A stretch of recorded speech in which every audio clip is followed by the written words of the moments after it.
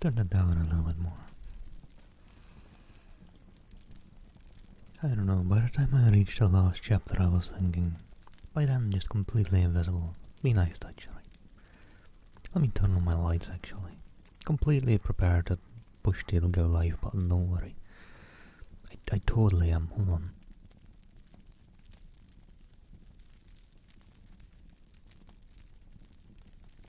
Right, a bit more prepared now. Wait, but is it still prepared if you did it was?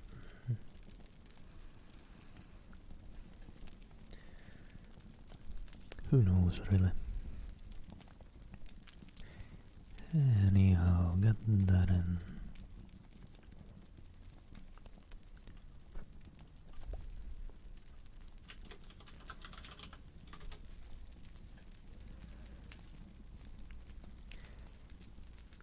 And hello there. Hope you're well. I'll be starting reading or continuing The Invisible Man by H.G. Wells in a bit.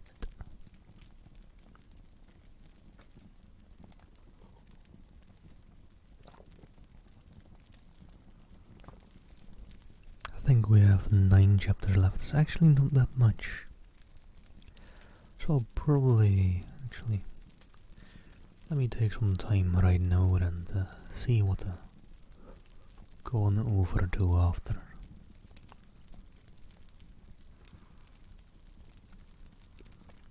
I will probably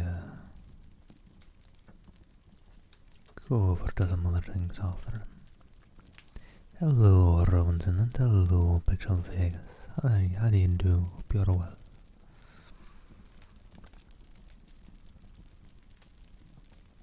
Let me see real quick.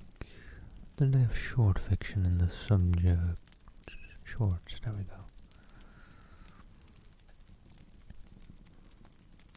Let's see, what's this? What's this?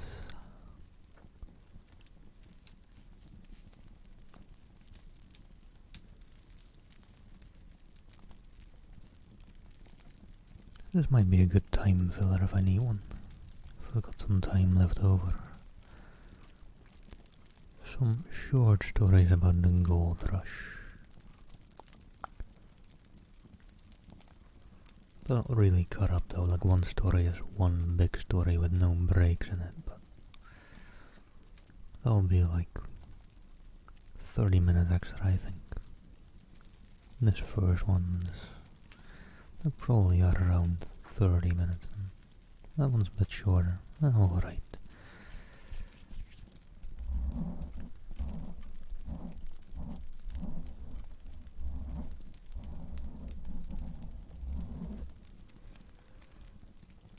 Oh wait, this is a short story by the same author, but of another thing though, I think.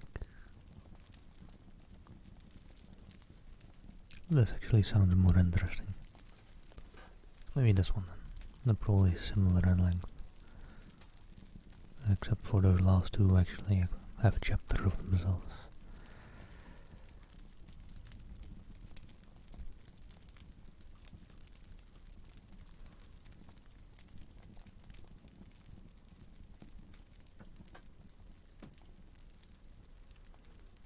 Yeah, just gonna keep that one open.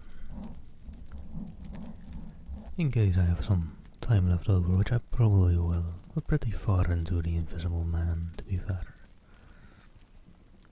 There's probably not that much left. I'm thinking maybe 3 hours and a bit of The Invisible Man left. Which, just doing some quick time maths, probably leaves an hour or two. And then I need to go make dinner. But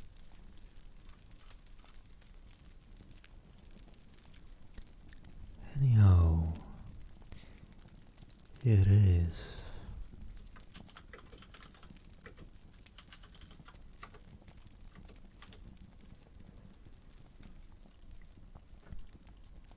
Five minutes-ish in. That's enough time for Twitch notifications, right? Let me just take a deep breath, a sip of water.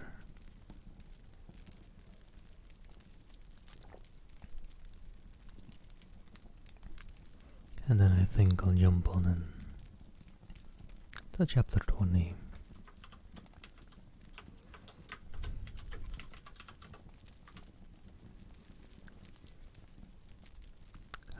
Just some leftovers. I don't really know what I call it.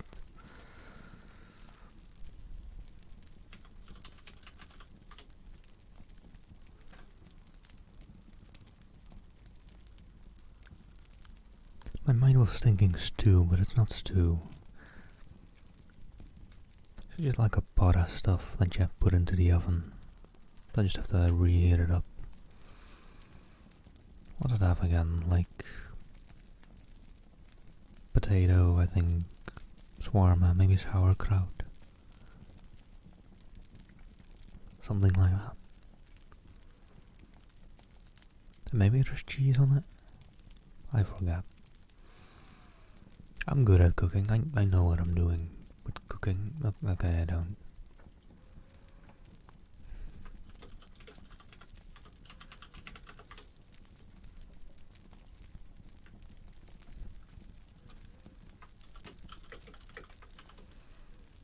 Like a casserole. I don't think like a casserole. What's a casserole? I've never really heard the word casserole, but that looks quite like it, yeah. Probably like a casserole, but maybe just like a bit different recipe. I don't know how wide the word casserole is. But it's like a casserole but with different shit, probably. Basically that. Maybe, I don't know. Casserole looks like it though, so yeah. Could maybe call it a casserole. I don't know what we call it in Dutch either, to be honest. Not out of my head anymore.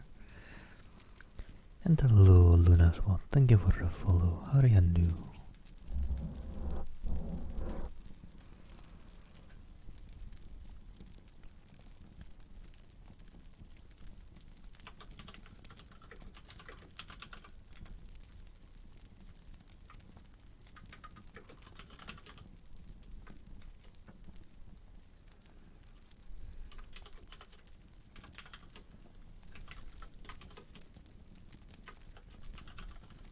Oh.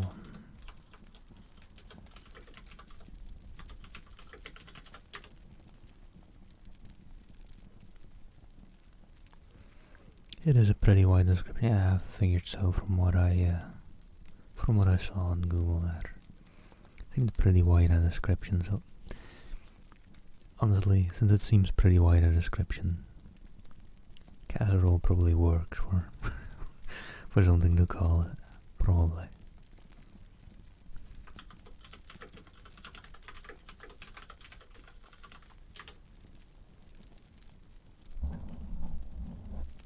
Oh, you have to still think of something.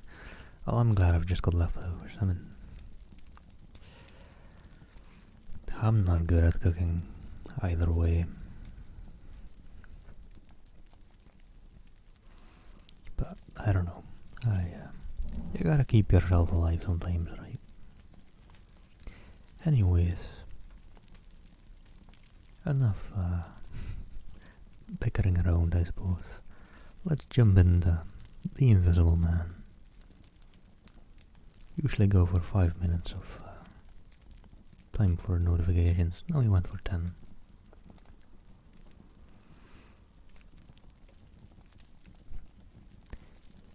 Anyhow, chapter 20 already. Got pretty far yesterday in the end.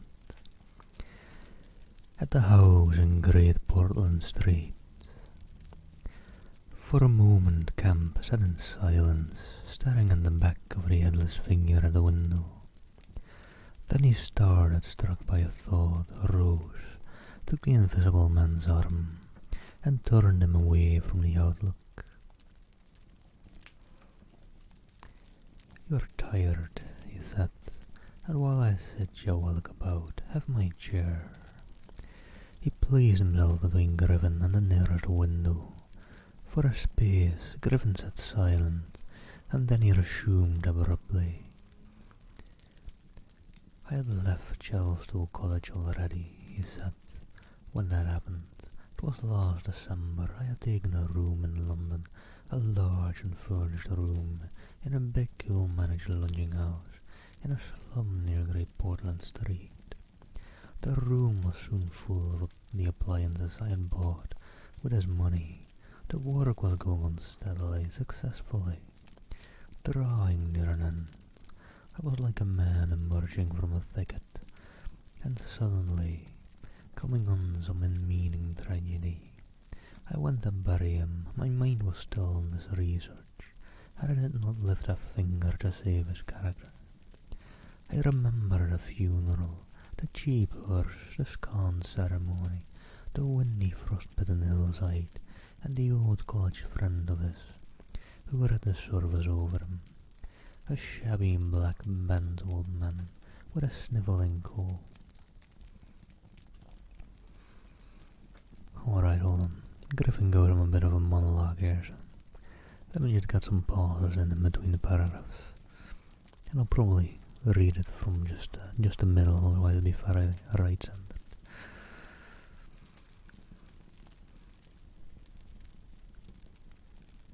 Oh, damn, Pixel. That must be a lot of work. Big hugs to you on that one.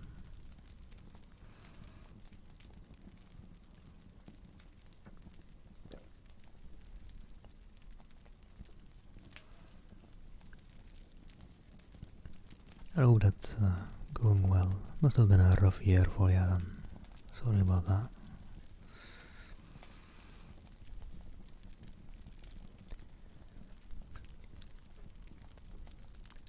Oh well, maybe I could also just pan Griffin around like he's pacing around the room. Why not?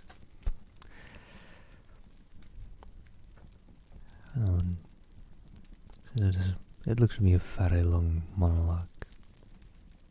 His talking doesn't stop within the page that I've got loaded up, so let me just pan it around or something, I don't know. Try something fun out. I remember walking back to the empty house, through the place that had once been a village, and was now patched and tinkered by the jerry builders into the ugly likeness of a town.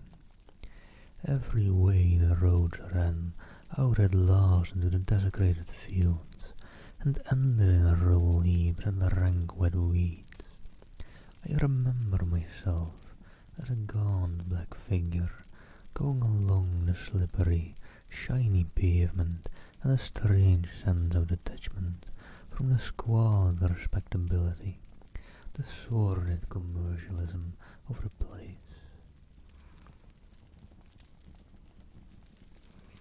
Oh, good luck, miss, good luck. Take care of stuff for me, will ya? Hello, lethargic, how do you do? I'm doing well. I haven't streamed that much lately either. I need to try and fit some more streams in between work and dinner for me. Because that is time that I can often, sometimes, at least a little bit stream. Just gotta do it. I'm usually like, but then it'll only be an hour or an hour and 30 minutes, but that's alright, I just gotta do it. Even if it's just an hour, just throw short stream in the title so people don't raid me unless they really want that. I don't really like, I don't like ending just after a raid, but when dinner time comes I do need to end in those occasions on the work days. Nice, lethargic. Have a nice look, miss, and good luck with that one, yeah.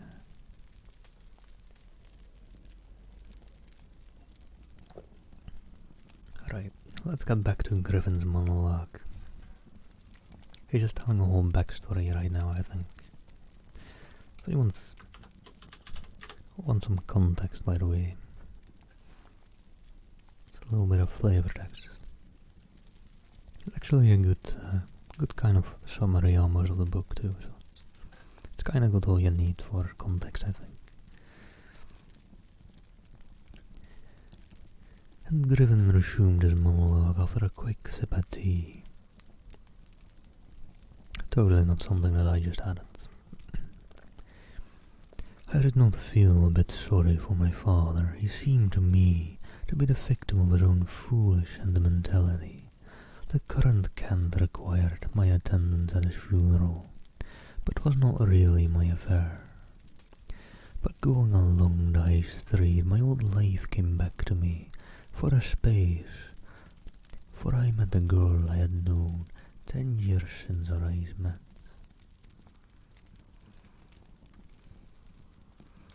Oh, good luck with dark lethargic. That's one thing I'd probably never be able to do, to be honest, working on the weekends. I'm so used to the like 9 to 5 workday schedule. The normal average man. The simpleton I am. Something moved me to turn back and talk to her. She was a very ordinary person. It was all like a dream, that visit to the old places. I did not feel then that I was lonely. They had come out from the world into a desolate place. I appreciated my loss of sympathy, but I put it down to the general inanity of things. Re-entering my room seemed like the recover of reality. There were the things I knew and loved. There stood the apparatus, the experiments arranged and waiting. And now there was scarcely a difficulty left beyond the planning of details.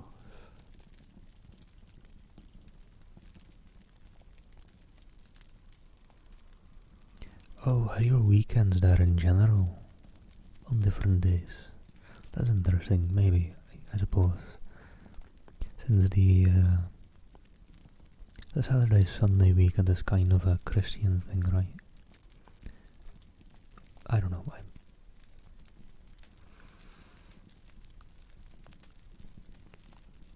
I had religion classes in school for like a year, and that's about all I know, and most of it I kind of forgot. So.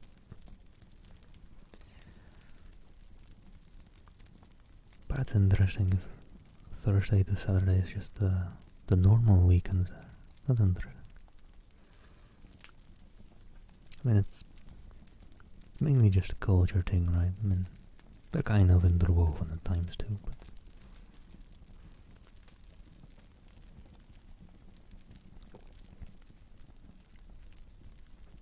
Well, good luck with your work week then. Hope it's starting off well.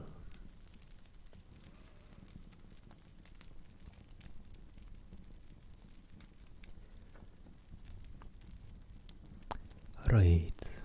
Oh hey, I see the end of Griffin's monologue. Let's jump back in.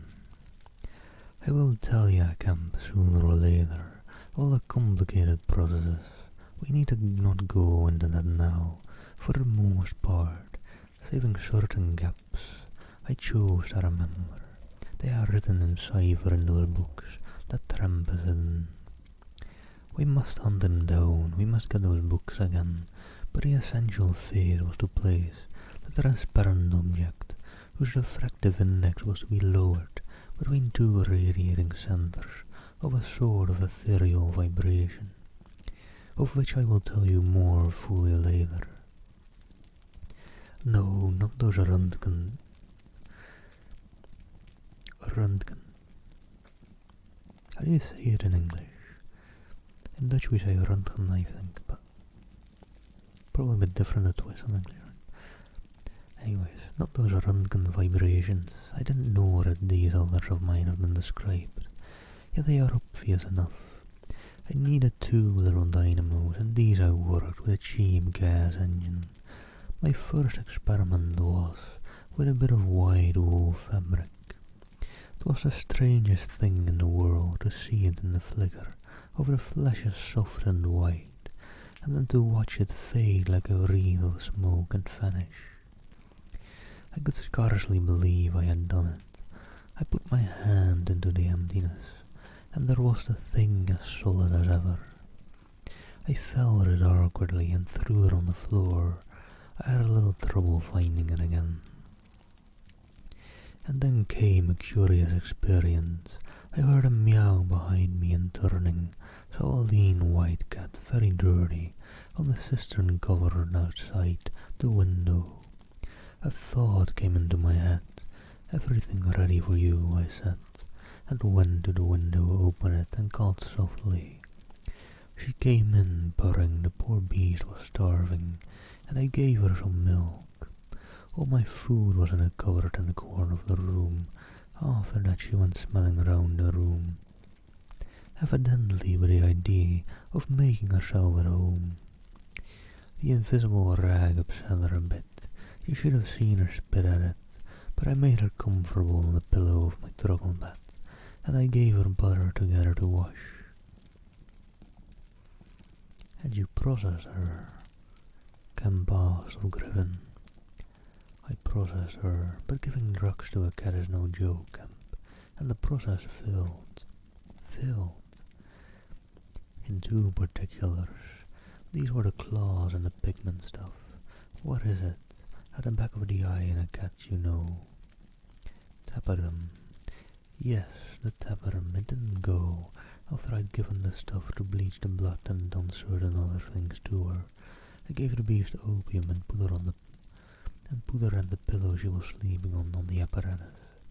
And after all the rest had faded and vanished, there remained two little ghosts of her eyes. Odd. Very, very odd, Griffin. I can't explain it. She was bandaged and clamped, of course, so I had her safe, but she woke while she was still misty, and meowed dismally, and someone came knocking. It was an old woman from downstairs, who suspected me of vivisecting a drink-sodden old creature with only a white cat to care for in all the world. I whipped out some chloroform, applied it, and answered the door. "Did I hear a cat?" she asked. "My cat." "Not here," I said, very politely. She was a little doubtful and tried to peer past me into the room.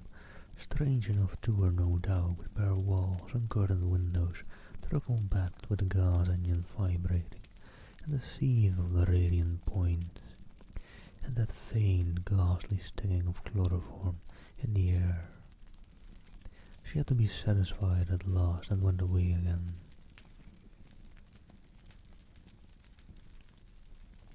"How long did it take?" asked Kemp. 3 or 4 hours. The cat, the bones and sinews and the fat were the last to go, and the tips of the coloured hairs, and as I say, the back part of the eye, though iridescent stuff it is, wouldn't go at all.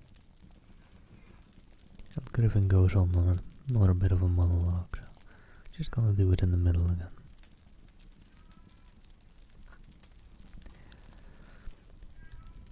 It was night outside long before the business was over, and nothing was to be seen but the dim eyes and the claws.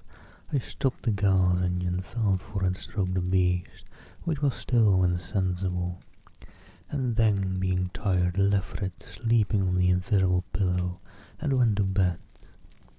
I found it hard to sleep. I lay awake thinking weak, aimless stuff, going over the experiment over and over again, or dreaming feverishly of things growing misty and vanishing.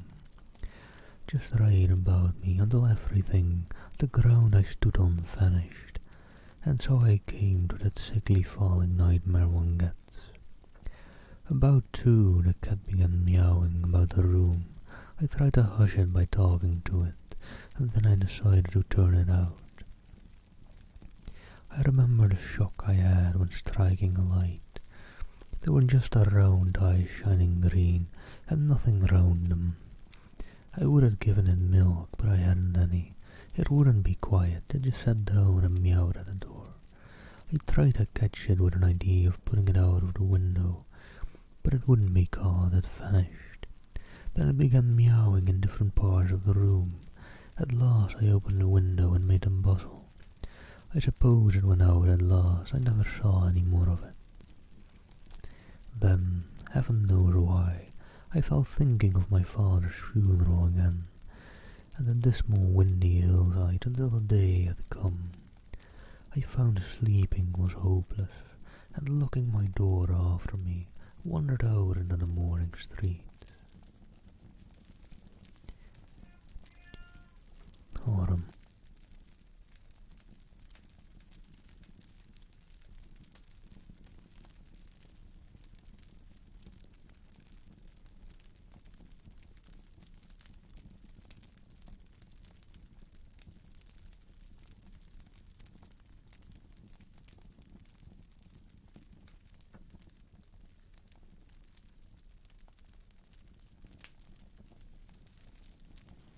I think she wants food, to be honest, so putting her on my lap might not be the best idea, since I don't think it's attention she wants right now, but I'll have her on my lap for a bit.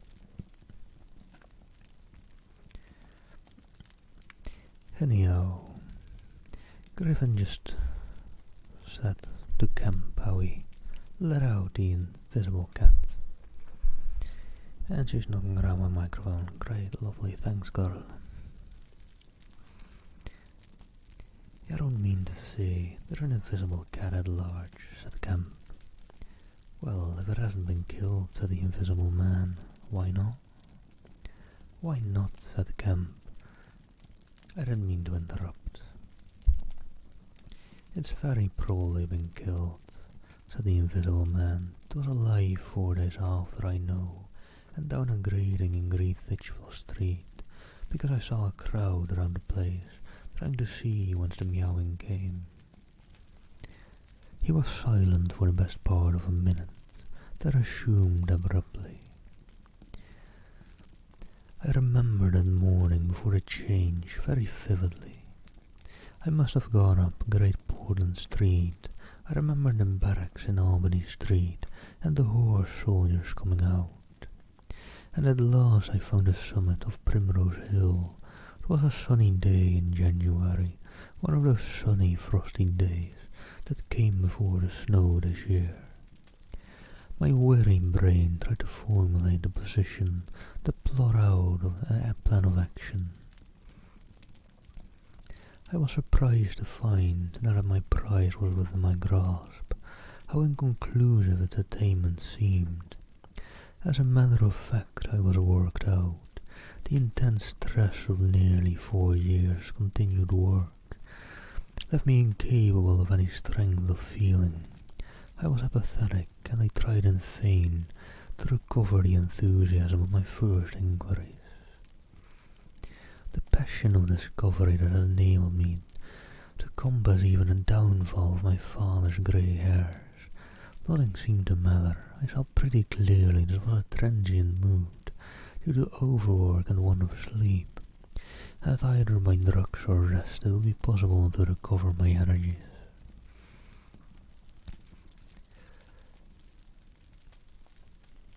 Right, small break and then big paragraphs that Griffin is saying here. Hello, as others, how do you do?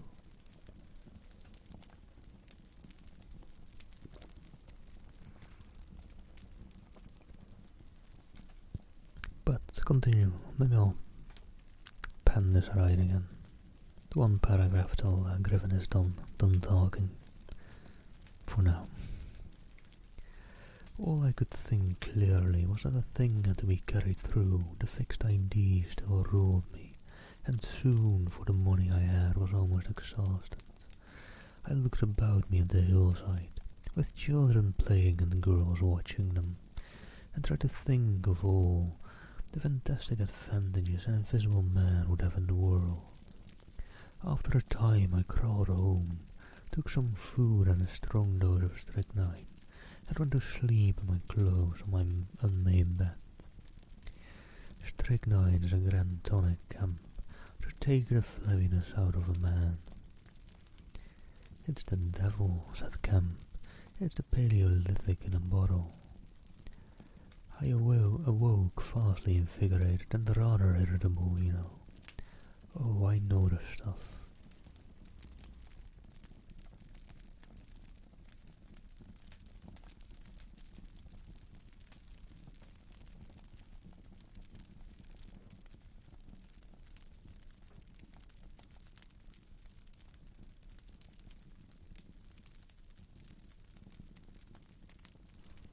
Sorry, just shooed my cat out of it again. She jumped off my lap anyways. She might resume meowing again though in a bit. If she does, I'll have to take a quick break to give her some more food, I think. It's probably what she's mainly after. And hello, my mum. Look, I'm not becoming that invisible, I don't think, am I? It's starting to take effect, is it?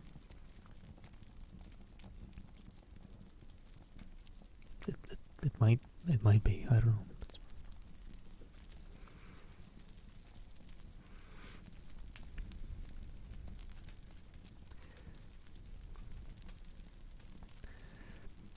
Anyhow, then Griffin continued, and there was someone rapping at the door. It was my landlord with threats and inquiries, an old Polish Jew in a long grey coat and greasy slippers. I had been tormenting a cat in the night, he was sure. The old woman's tongue had been busy. He insisted on knowing all about it. The laws in this country against vivisection were very severe. He might be liable. I denied the cat, and the vibration of the little gas engine could be felt all over the house, he said. That was true, certainly. He edged around me into the room, peering about over his German silver spectacles, and a sudden dread came into my mind that he might carry away something of my secret. I tried to keep between him and the concentrating apparatus I had arranged, and that only made him more curious. What was I doing? Why was I always alone and secretive? Was it legal? Was it dangerous? I paid nothing but the usual rent. His had always been a most respectable home in a disreputable neighborhood. Suddenly my temper gave way. I told him to get out. He began to protest, to jabber of his right of entry. In a moment I had him by the collar, something ripped, and he went spinning out into his own passage. I slammed and locked the door and sat down, quivering. He made a fuss outside, which I disregarded, and after a time he went away. But this brought matters to a crisis. I did not know what he would do, nor even what he had the power to do. To move to fresh apartments would have meant delay altogether. I had barely £20 left in the world, for the most part in the bank, and I could not afford that. Vanish. It was irresistible. Then there would be an inquiry, the sacking of my room. At the thought of the possibility of my work being exposed or interrupted at its very climax, I became very angry and active. I hurried out with my 3 books of notes, my checkbook, the tramp as them now, and directed them from the nearest post office to a house of call for letters and parcels in Great Portland Street. I tried to go out noiselessly. Coming in, I found my landlord going quietly upstairs. He had heard the door close, I suppose. He would have laughed to see him jump aside on the landing as I came tearing after him. He glared at me as I went by him, and I made the house quiver with the slamming of my door. I heard him come shoveling up to my floor, hesitate and go down. I set to work upon my preparations forthwith. It was all done that evening and night, while I was still sitting under the sickly, drowsy influence of the drugs that decolorized blood. There came a repeated knocking at the door. It ceased, footsteps went away, and returned, and the knocking was resumed. There was an attempt to push something under the door, a blue paper, and in a fit of irritation I rose and went, and flung the door wide open. "Now, Wren," said I. It was my landlord, with a notice of ejectment or something. He held it out to me, saw something odd about my hands, I expect, and lifted his eyes to my face. For a moment he gaped, then he gave a sort of inarticulate cry, dropped the candle and lit it together, and went blundering down the dark passage to the stairs. I shut the door, locked it, and went to the looking-glass. Then I understood his terror. My face was white like white stone. But it was all horrible. I had not expected the suffering. A night of racking anguish, sickness and fainting. I set my teeth, though my skin was presently afire, all my body afire, but I lay there like grim death. I understood now how it was the cat had howled until I chloroformed it. Lucky it was I lived alone and untended in my room. There were times when I sobbed and groaned and talked, but I stuck to it. I became insensible and woke, languid in the darkness. The pain had passed. I thought I was killing myself, and I did not care. I shall never forget that dawn and the strange horror of seeing that my hands had become as clouded glass, and watching them grow clearer and thinner as the day went by, until at last I could see the sickly disorder of my room through them. Though I closed my transparent eyelids, my limbs became glassy. My limbs became glassy. The bones and arteries faded, vanished, and the little white nerves went last. I gritted my teeth and stayed there to the end. At last only the dead tips of the fingernails remained, pallid and white.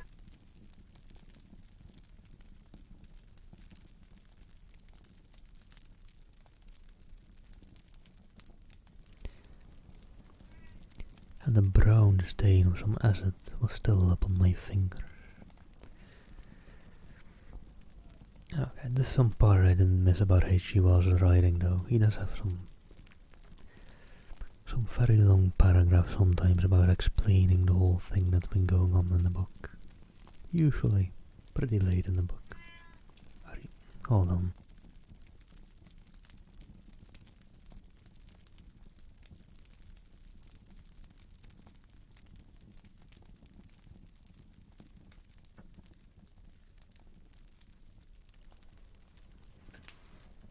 And hello, Luna. Hope you're doing well. Thank you for the follow. Good day, good day.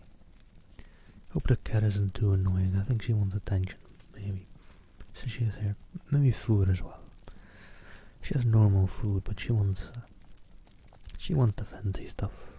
She'll get it when I get dinner in a while. Maybe I'll give her some if I go for a water break or likes.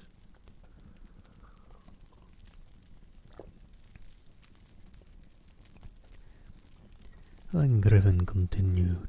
I struggled up. At first I was as incapable as a swathed infant, stepping with limbs I could not see. I was weak and very hungry.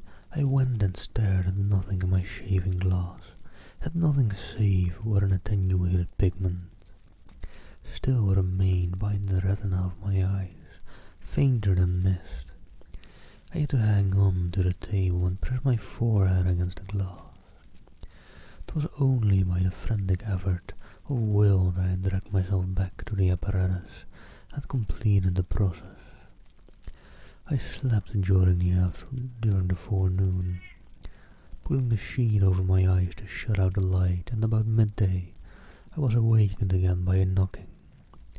My strength had returned. I sat up and listened and heard a whispering. I sprang to my feet and as noiselessly as possible began to detach the connections of my apparatus and to distribute it about the room so as to destroy the suggestions of its arrangement. Presently the knocking was renewed and voices called, first my landlord's and then two others. To gain time I answered them. The invisible rag and pillow came to hand, and I opened the window and pitched them out onto the cistern cover. As the window opened, a heavy crash came at the door. Someone had charged it with the idea of smashing the lock, but a stout bolt I had screwed up some days before stopped them. That startled me, made me angry. I began to tremble and do things hurriedly. I tossed together some loose paper, straw, packing paper, and so forth in the middle of the room, and turned on the gas. Heavy blows began to rain upon the door. I could not find the matches. I beat my hands on the wall. With rage, I turned down the gas again, stepped out of the window on the cistern cover, very softly lowered the sash and sat down, secure and invisible but quivering with anger, to watch events. They split a panel, I saw, and in another moment they had broken away the staples of the bolts and stood in the open doorway. 'Twas the landlord and his 2 stepsons, sturdy young man of 3 or 4 and 20. Behind them fluttered the old hag of a woman from downstairs. You may imagine their astonishment to find the room empty. One of the younger men rushed to the window at once, flung it up and stared out. His staring eyes and thick-lipped beard face came a foot from my face. I was half-minded to wear a silly countenance, but I arrested my doubled fist. He stared right through me, so did the others as they joined him. The old man went and peered under the bed, and then they all made a rush for the cupboard. They had to argue about it at length in Yiddish and Cockney English. They concluded I had not answered them, that their imagination had deceived them. A feeling of extraordinary elation took the place of my anger, as I sat outside the window and watched these 4 people, for the old lady came in glancing suspiciously about her like a cat, trying to understand the riddle of my behaviour. The old man, so far as I could understand his patois, agreed with the old lady that I was a vivisectionist. The sons protested in garbled English that I was an electrician, and appealed to the dynamos and radiators. They were all nervous about my arrival, although I found subsequently that they had bolted the front door. The old lady peered into the cupboard and under the bed, and one of the young men pushed up the register and stared up the chimney. One of my fellow lodgers, a costermonger who shared the opposite room with a butcher, appeared on the landing, and he was called in and told incoherent things. It occurred to me that the radiators, if they fell into the hands of some acute, well-educated person, would give me away too much. And watching my opportunity, I came into the room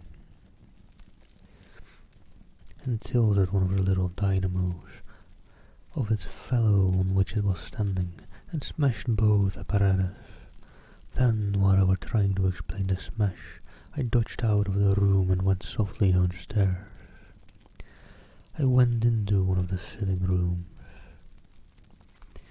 and waited until I came down, still speculating and argumentative.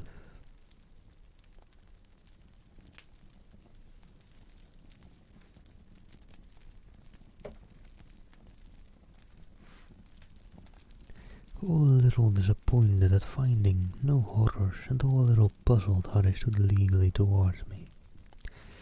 Then I slipped up again with a box of matches, fired my heap of paper in the rubbish, put the chairs and bedding thereby, lit the gas to the affair by means of an India rubber tube, and waving a farewell to the room, left it for the last time. You fired the house," exclaimed Kemp. Fired the house. It was the only way to cover my thrill, and no doubt it was insured. I slipped the bolts of the front door quietly, and went out into the street. I was invisible, and was only just beginning to realize the extraordinary advantage of my invisibility gave me. My head was already teeming with plans of all the wild and wonderful things I had no impunity to do. Alright, hold on. That's the end of that chapter.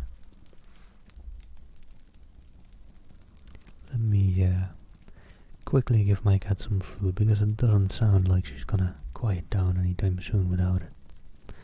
I'll be right back in a sec. Let me see, where can I...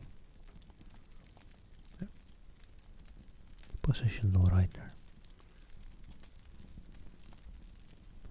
What do you mean, miss? 'Cause there's no transparency going on. I've no clue what you're talking about. Anyways, be right back.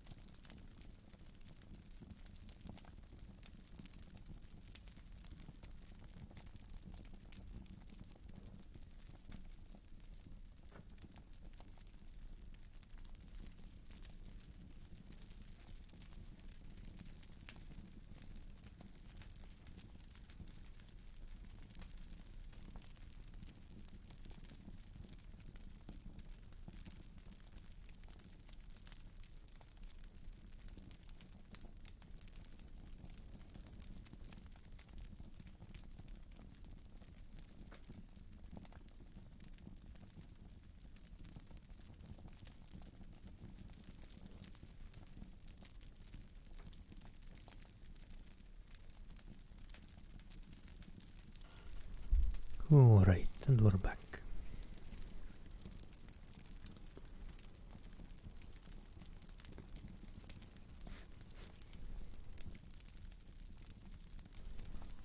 Just catching my breath real quick.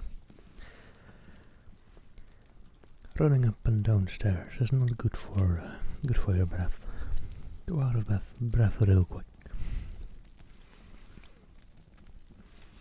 Hope you're all having a nice and lovely weekend so far.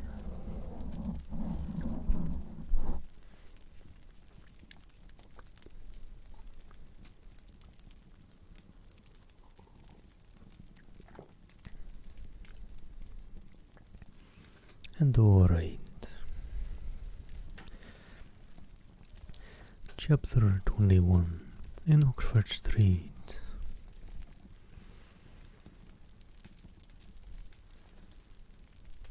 And it's all in quotes, so let me see, I think maybe it's still Griffin talking.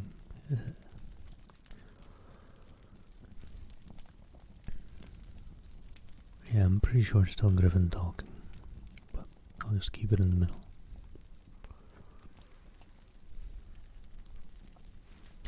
In going downstairs the first time, I found an unexpected difficulty because I could not see my feet. Indeed, I stumbled twice, and there was an unaccustomed clumsiness in gripping the bolt. By not looking down, however, I managed to walk on the level passably well. My mood, I say, was one of exaltation. I felt as a seeing man might do, with padded feet and noiseless clothes, in a city of the blind. I experienced a wild impulse to jest, to startle people, to clap men on the back, fling people's hats astray, and generally revel in my extraordinary advantage. But hardly had I emerged upon Great Portland Street, however, my lodging was close to the big draper's shop there, when I heard a clashing concussion and was hit violently behind, and turning saw a man carrying a basket of soda water siphons and looking in amazement at his burden. Although the blow had really hurt me, I found something so irresistible in his astonishment that I laughed aloud. The devil's in the basket, I said, and suddenly twisted it out of his hand. He let go incontinently, and I swung the whole weight into the air. But a fool of a cabman standing outside a public house made a sudden rush for this, and his extending fingers took me with excruciating violence under the air. I let the wall down with a smash on the cabman, and then, with shouts and the clatter of feet about me, people coming out of the shops, vehicles pulling up, I realized what I have done for myself, and cursing my folly, backed against a shop window and prepared to dodge out of the confusion. In a moment I should be wedged into a crowd and inevitably discovered. I pushed by a butcher boy who luckily did not turn to see the nothingness that shoved him aside, and dodged behind the cabman's four-wheeler. I do not know how I settled the business. I hurried straight across the road, which was happily clear, and hardly heeding which way I went. In the fright of detection the incident had given me, plunged into the afternoon throng of Oxford Street. I tried to get into the stream of people, but they were too thick for me, and in a moment my heels were being trodden upon. I took to the gutter, the roughness of which I found painful to my feet, and forthwith the shaft of a crawling hansom took me forcibly under the shoulder blade, reminding me that I was already bruised severely. I staggered out of the way of the cab, avoided a perambulator by a convulsive movement, and found myself behind the hansom. A happy thought saved me, and as it drove slowly along, I followed in its immediate wake, trembling and astonished at the turn of my adventure, and not only trembling but shivering. It was a bright day in January, and I was stark naked, and the thin slime of mud that covered the road was freezing. Foolish as it seems to me now, I had not reckoned that, transparent or not, I was still amenable to the weather and all its consequences. Then suddenly a bright idea came into my head. I ran round and got into the cab, and so, shivering, scared and snivelling, with the first intimations of a cold, and with the bruises in the small of my back growing upon my attention, I drove slowly along Oxford Street and past Tottenham Court Road. My mood was as different from that in which I had sallied forth 10 minutes ago as it is possible to imagine. This invisibility, indeed, the one thought that possessed me was, how was I to get out of the scrape I was in?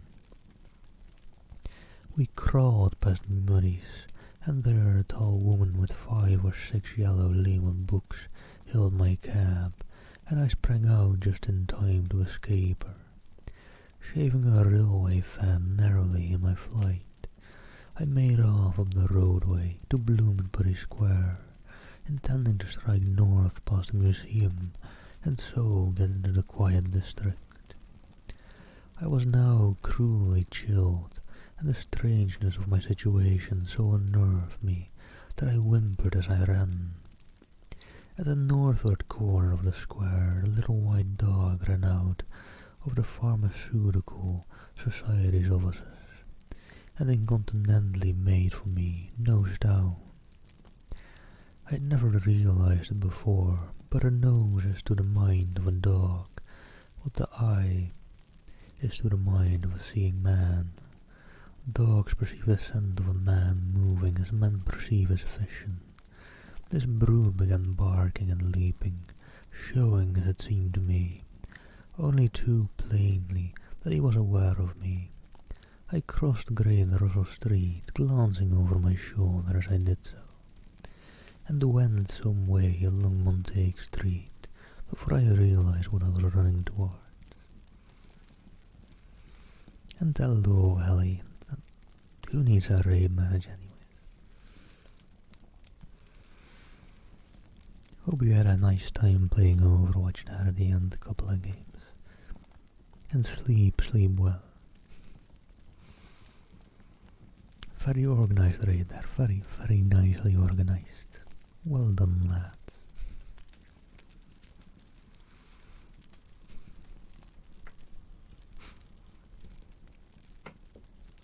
And Ali, thank you for the raid. Hope the Overwatch games were nice. Yeah, I saw. I was still keeping an eye on chat just in case, but it was nice and lurky. You won all 3 games. That's nice. That's nice. I happen to have gotten to the part of H.G. Wells' books that drag on a bit.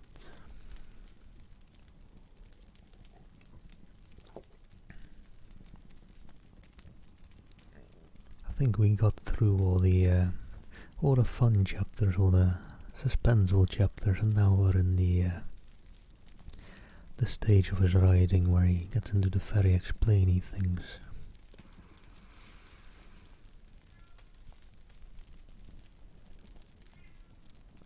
So let me see. Griffin was just Griffin was also the Invisible Man. Oh, nice, JD. To be honest, I fall asleep to gaming streams a lot. Hold on.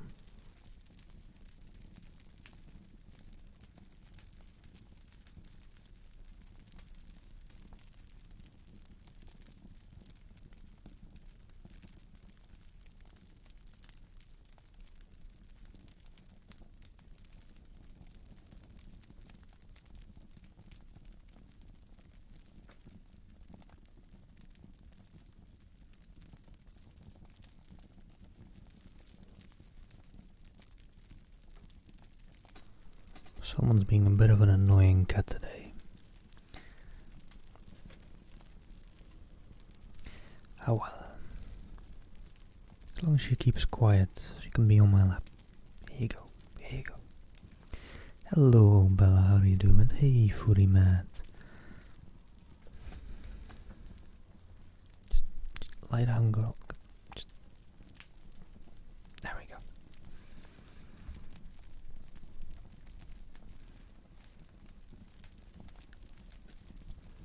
Nice, nice. Hope you enjoyed the lyric there, by the way, Bella. Alright. Let me jump back in now. I think that cat's quiet, right? Gonna be nice. I think so.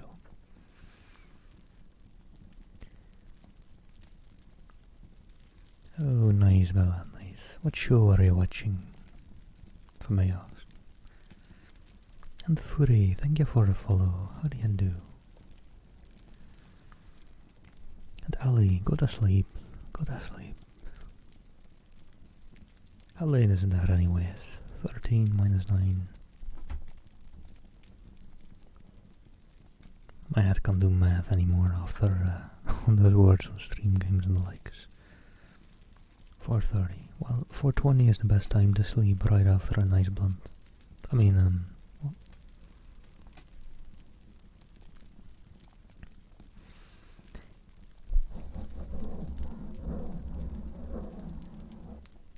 Ooh, nice reality TV. You did miss 4:20, didn't ya? Oh well. There's always second 4:20 and tomorrow 4:20 and there will be more 4:20s. This 4:20 twice a day after all. Alright, I think my cat is happy with the attention. So she's gonna be sufficiently quiet, I hope.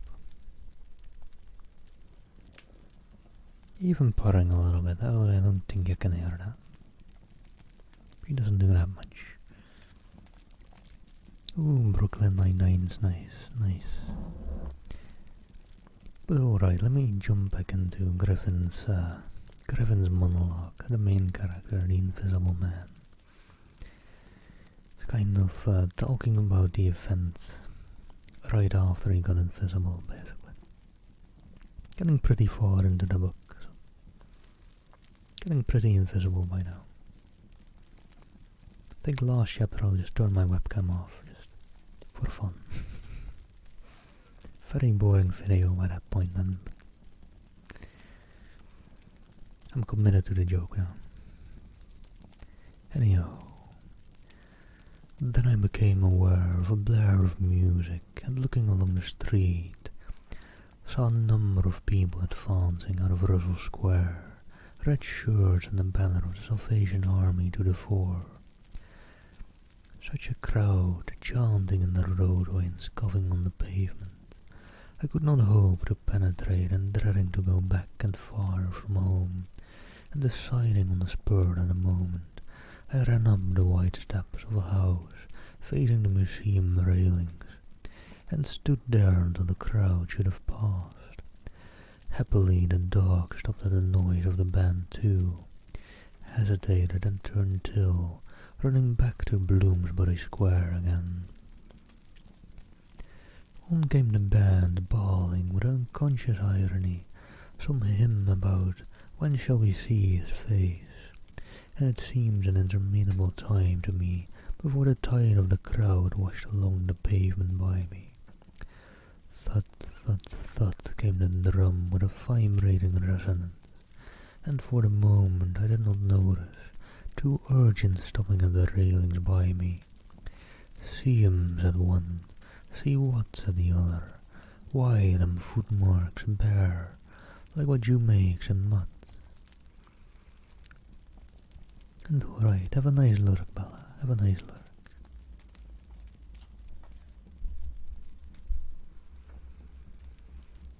I looked down and saw the youngsters had stopped and were gaping at the muddy footmarks I had left behind me up the newly widened steps. The passing people elbowed and jostled them, but their confounded intelligence was arrested. Thud, thud, thud, when thud shall we see his face? "There's a barefoot man gone up them steps, or I don't know nothing," said one.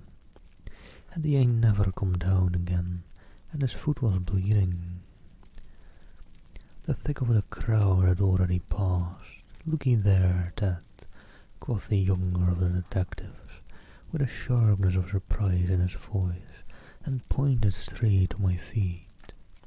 I looked down and saw at once the dim suggestion of their outline sketched in splashes of mud. For a moment I was paralyzed. "Why, that's rum," said the elder. "Dashed rum. It's just like the ghost of a foot, ain't it?" He hesitated and advanced with outstretched hand. A man pulled up short to see what he was sketching, and then a girl.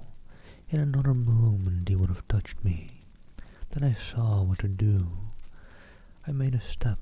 The boy started back with an exclamation, and with a rapid movement I swung myself over into the portico of the next house.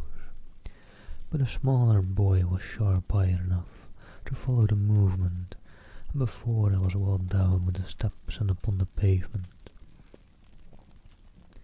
He had recovered from this momentary astonishment, and was shouting out that the field had gone over the wall. They rushed around and saw my new footmarks flash into being on the lower step and upon the pavement. "What's up?" asked someone. "Feed, look, feed running." Everybody in the road, except my 3 pursuers, was pouring along after the Salvation Army, and this blow not only impeded me but them. There was an eddy of surprise and interrogation. At the cost of bowling over one young fellow, I got through, and in another moment I was rushing headlong around the circuit of Russell Square, with 6 or 7 astonished people following my footmarks.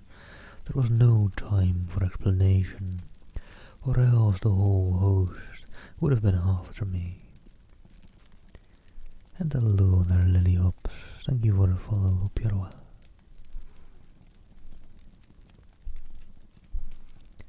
Twice I doubled round corners, thrice I crossed the road and came back upon my tracks, and then as my feet grew hot and dry, the damp impressions began to fade. At last I had a breathing space and rubbed my feet clean with my hands, and so got away together. The last I saw of the chase was a little group of a dozen people perhaps, studying with infinite perplexity a slow drying footprint that had resulted from a puddle in Tavistock Square. A footprint as isolated and incomprehensible to them as Crusoe's solitary discovery. This running warmed me to a certain extent, and I went on with a better courage through the maze of less frequented roads that runs hereabouts. My back had now become very stiff and sore, my tonsils were painful from the cabman's fingers, and the skin on my neck had been scratched by his nails. My feet hurt exceedingly, and I was lame from a little cut on one foot. I saw in time a blind man approaching me, and fled limping, for I feared his subtle intuitions. Once or twice accidental collisions occurred, and I left people amazed, with unaccountable curses ringing in their ears. Then came something silent and quiet against my face, and across the square fell a thin film of slowly falling flakes of snow. I had caught a cold, and do as I would, I could not avoid an occasional sneeze. And every dog that came in sight with its pointing nose and curious sniffing was a terror to me. Then came men and boys running, first one and then others, and shouting as they ran. It was a fire. They ran in the direction of my lodging, and looking back down the street I saw a mass of black smoke streaming up above the roofs and telephone wires. It was my lodging, burning, my clothes, my apparatus, all my resources indeed, except my checkbook and the 3 volumes of memoranda that awaited me in Great Portland Street were there. Burning. I had burned my boats, if ever men did. The place was blazing. The invisible man paused and thought. Cam glanced nervously out of the window. Yes, he said, go on. And then chapter 22 up in a bit. That looks to be another chapter where it's just Griffin talking. So that'll be 3 chapters then actually with that much. And hello, don't blow them. Let me take a quick breath first after all that reading.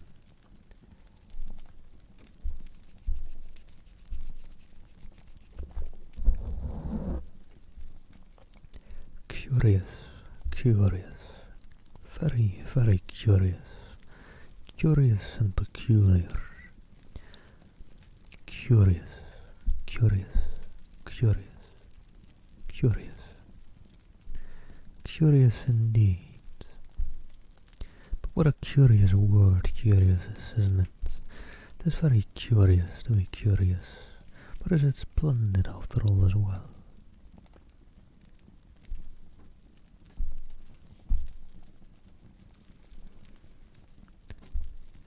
But one might get curious and wonder whether curious is that.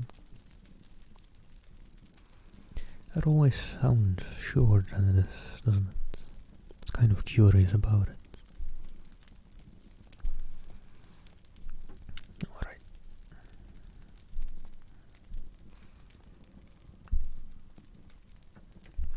In the meantime, trying to keep a cat on my lap sufficiently comfy to stay here and not make too much noise.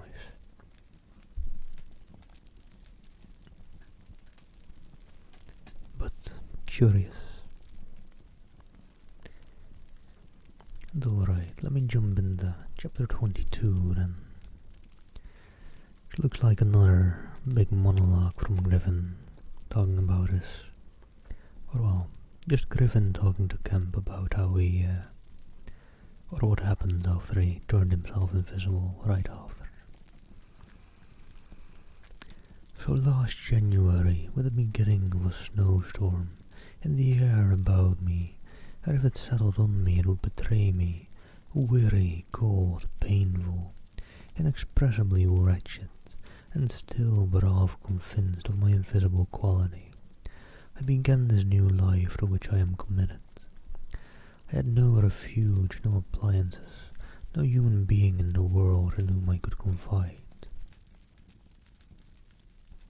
To have told my secret would have given me away, made a mere show in the rarity of me.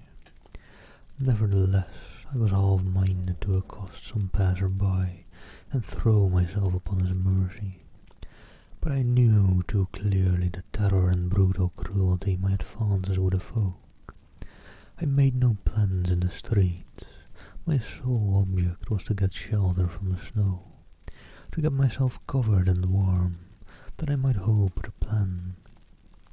But even to me, an invisible man, the rows of London houses stood latched and barred, and bolted impregnably.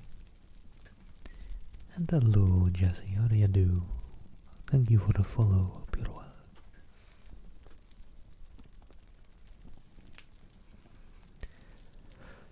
Only one thing could I see clearly before me, the cold exposure and misery of the snowstorm and night.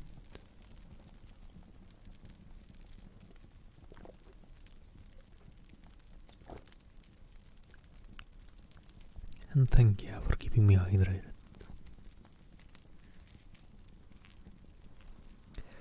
And then I had a brilliant idea. I turned down one of the roads leading from Gower Street to Tottenham Court Road, and found myself outside Omnium's, the big establishment where everything is to be bought.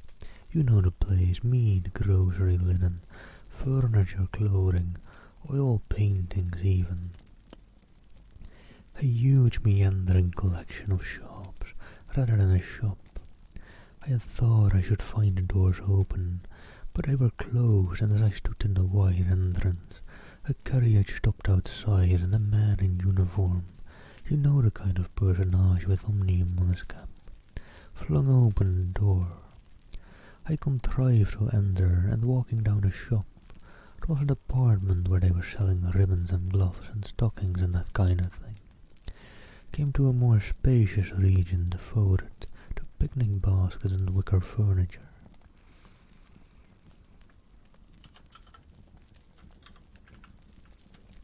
Also, hold on.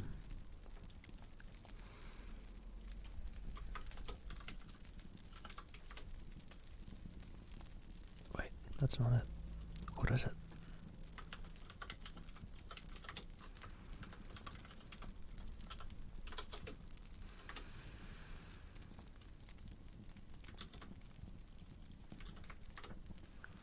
There you go, I'll just do it for you.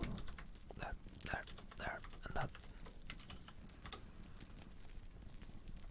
Since Ali forgot the raid messages, I suppose I'll... There you go, Ali. If you're still there. And hello, M1767. I'm not French, I know a little tiny bit of French, not much. I'm from the Netherlands though. Been trying to get a time for learning French again, but not really have much time for it, unfortunately, lately.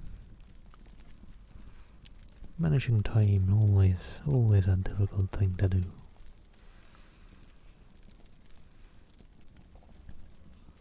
But alright. Griffin continued.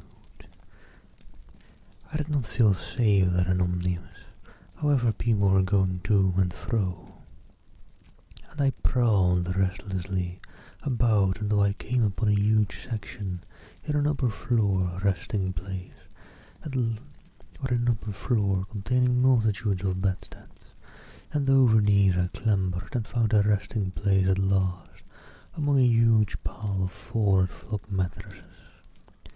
The place was already lit up and agreeably warm, and I decided to remain where I was, keeping a cautious eye on the 2 or 3 sets of shopmen and customers who were meandering through the place until closing time came.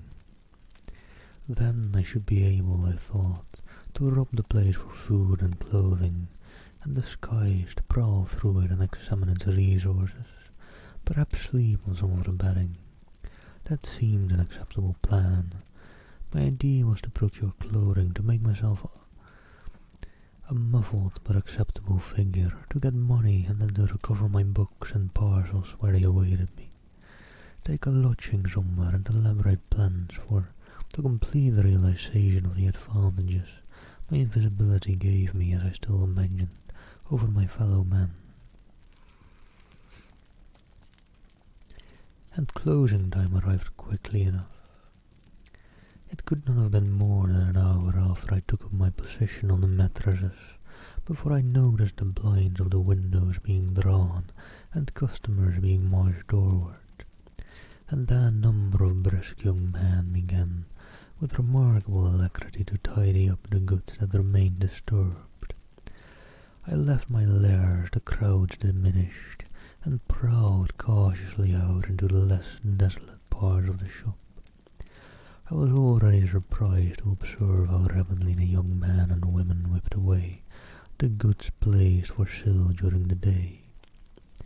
All the boxes of goods, the hanging fabrics, the festoons of lace, the boxes of sweets in the grocery section, the displays of this and that, were being whipped down, folded up, slapped into tidy receptacles, and everything that could not be taken down and put away had sheets of some coarse stuff like sacking flung over them. Finally all the chairs were turned up onto the counter, leaving the floor clear, directly each of these young people had done. He or she made promptly for the door with such an expression of an imitation as I've rarely observed in a shop assistant before. Then came a lot of youngsters scattering sawdust and carrying pills and brooms. I had to dodge to get out of the way, and as it was, my ankle got stung with the sawdust. For some time, wandering through the swathed and darkened apartments, I could hear the brooms at work, and at last, a good hour or more after the shop had been closed, came a noise of locking doors. Silence came upon the place, and I found myself wandering through the vast and intricate shops, galleries, showrooms of the place, alone. It was very still in one place. I remember passing through one of the Tottenham Court Road entrances and listening to the tapping of boot heels of the passerby. Hold on, let me just adjust my chair real quick.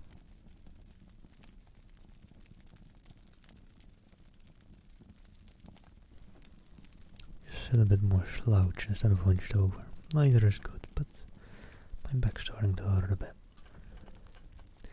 My first visit was to the place where I had seen stockings and gloves for sale.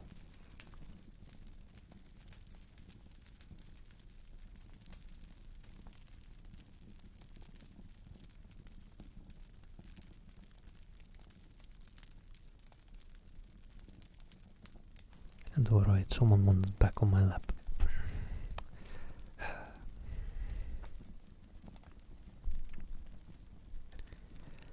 It was dark, and I had a devil of a hunt after matches, which I found at last in a drawer of the little cash desk.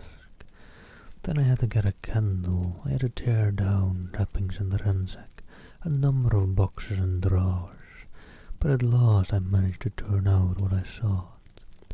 The box label called them lambswool pants, and lambswool vests, and socks, a thick comforter.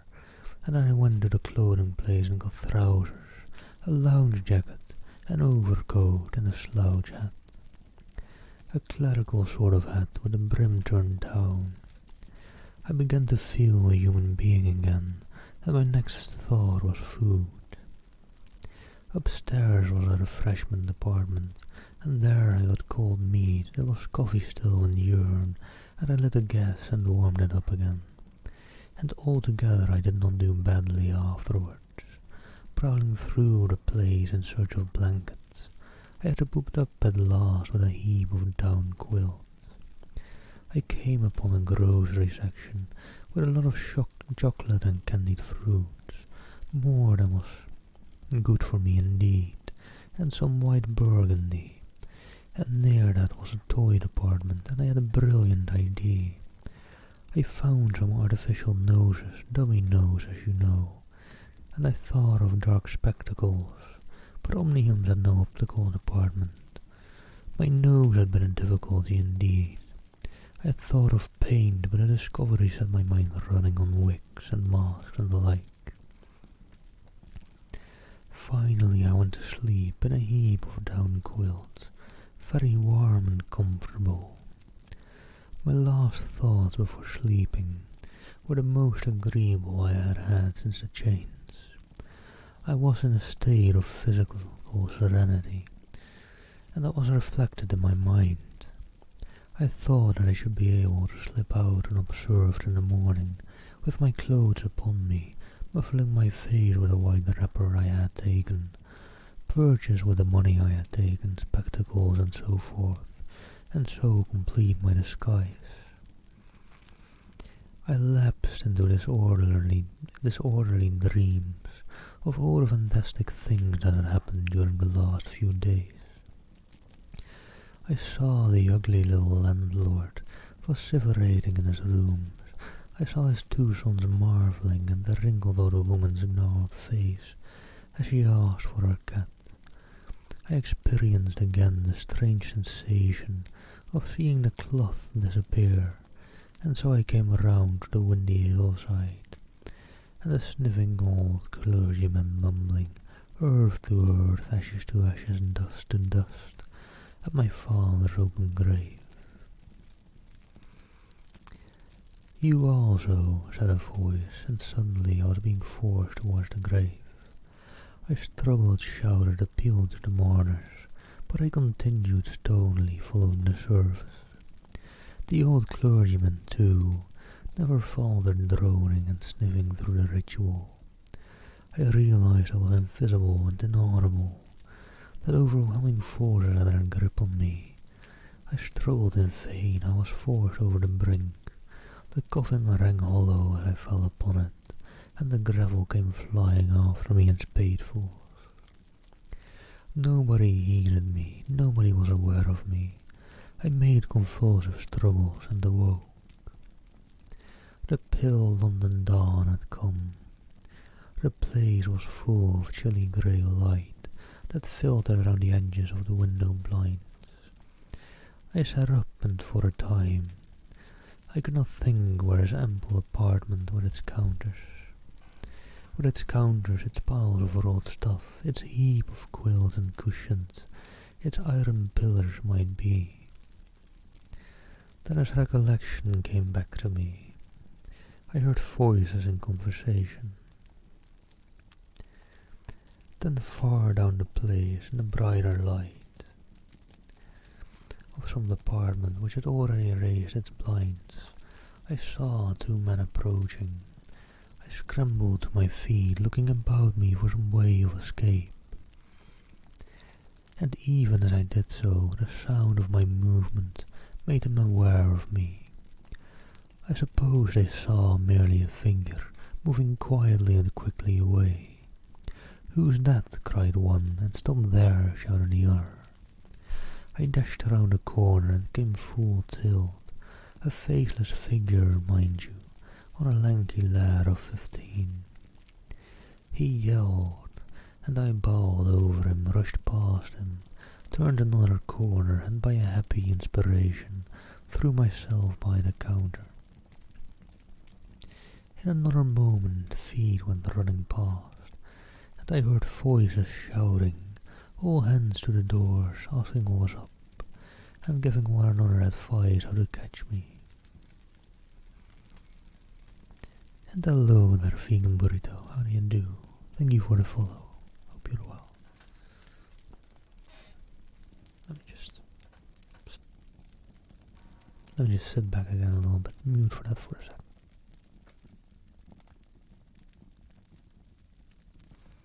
There we go.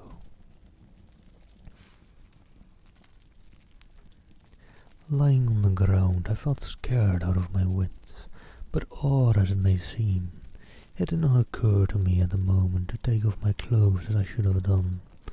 I had made up my mind, I suppose, to get away in them, and that ruled me. And then down the vista of counters came a bawling of "Here he is!" I sprang to my feet, whipped the chair off the counter, and sent it whirling at the fool who had shouted. Turned, came into another round the corner, sent him spinning, and rushed up the stairs.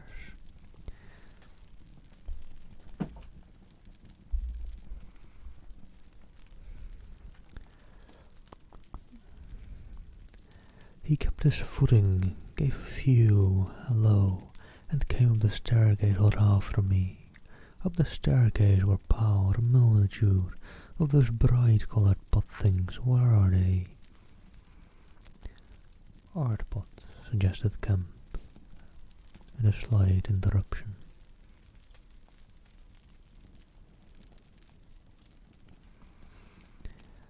That's it, art pots. Well, I turned at the top step and swung round, plucked one out of a pile, and smashed it on his silly head as he came at me. The whole pile of pots went headlong, and I heard shouting and footsteps running from all parts.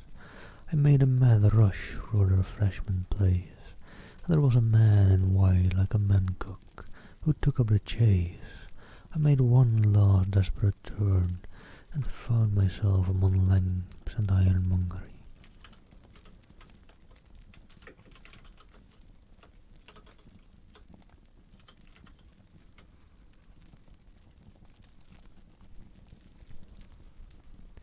I went behind the counter of this and waited for my cook, and as he bolted in at the head of the chase, I doubled him up with a lamp.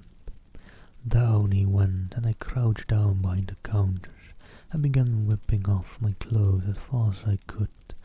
Coat, jacket, trousers, shoes were all right, but a lambswool vest fits a man like a skin. I heard more men coming. My cook was lying quiet on the other side of the counter, stunned or scared speechless, and I had to make another dash for it like a rabbit hunted out of a woodpile. "This way, policeman," I heard someone shouting. I found myself in my bedstead storeroom again, and at the end of a wilderness of wardrobes. I rushed among them, went flat, got rid of my vest after infinite wriggling, and stood a free man again, panting and scared. As the policeman and 3 of the shopmen came round the corner, they made a rush for the vest and pants and coloured trousers. "He's dropping his plunder," said one of the young men. "He must be somewhere here." But I did not find me all the same. I stood watching them hunt for me for a time, and cursing my ill luck in losing the clothes. Then I went into the refreshment room, drank a little milk I found there, and sat down by the fire to consider my position. In a little while 2 assistants came in and began to talk over the business very excitedly, and like the fools they were. I heard a magnified account of my depredations and other speculations as to my whereabouts. Then I fell to scheming again. The insurmountable difficulty of the place, especially now it was alarmed, was to get any plunder out of it. I went down into the warehouse to see if there was any chance of packing and addressing a parcel, but I could not understand the system of checking. About 11 o'clock, the snow having thawed as it fell, and the day being finer and a little warmer than the previous one, I decided that the Imperium was hopeless, and went out again, exasperated at my want of success, with only the vaguest plans of action in my mind.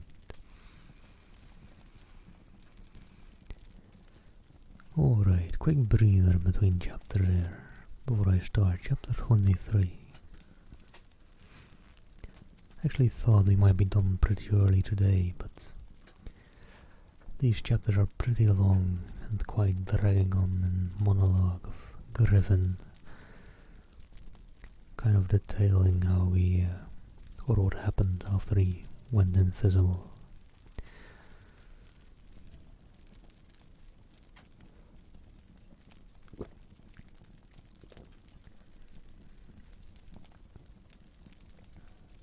Alright.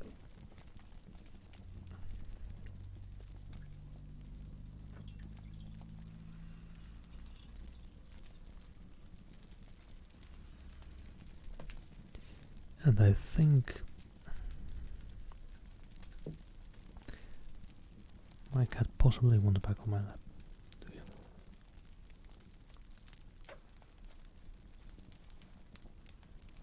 I don't know, she's looking at it. Yeah, hold on, let me pick her up again.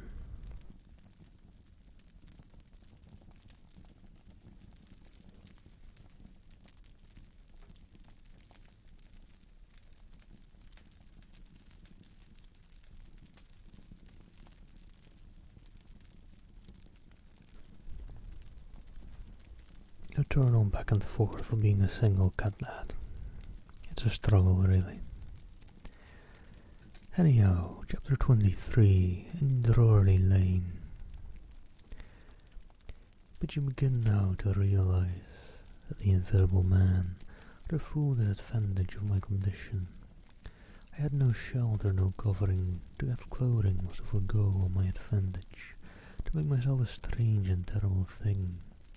I was fasting for to eat, to fill myself with unassimilated matter, would be to become grotesquely visible again. I never thought of that, said the camp. Nor had I, and the snow had warned me of the other dangers. I could not go abroad in snow. It would settle on me and expose me.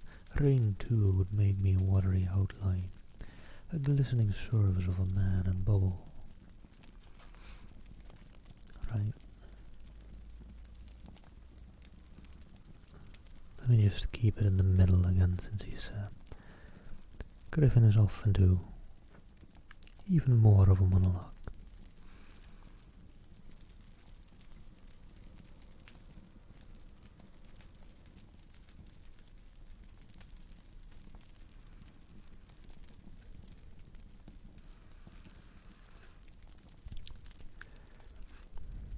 And even in the fog outside, I should be like a fainter bubble in a fog, a surface, a greasy glimmer of humanity. Moreover, as I went abroad in the London air, I gathered dirt about my ankles, floating smuts and dust upon my skin. I did not know how long it would be before I should become visible from that cause also, but I saw clearly it could not be for long.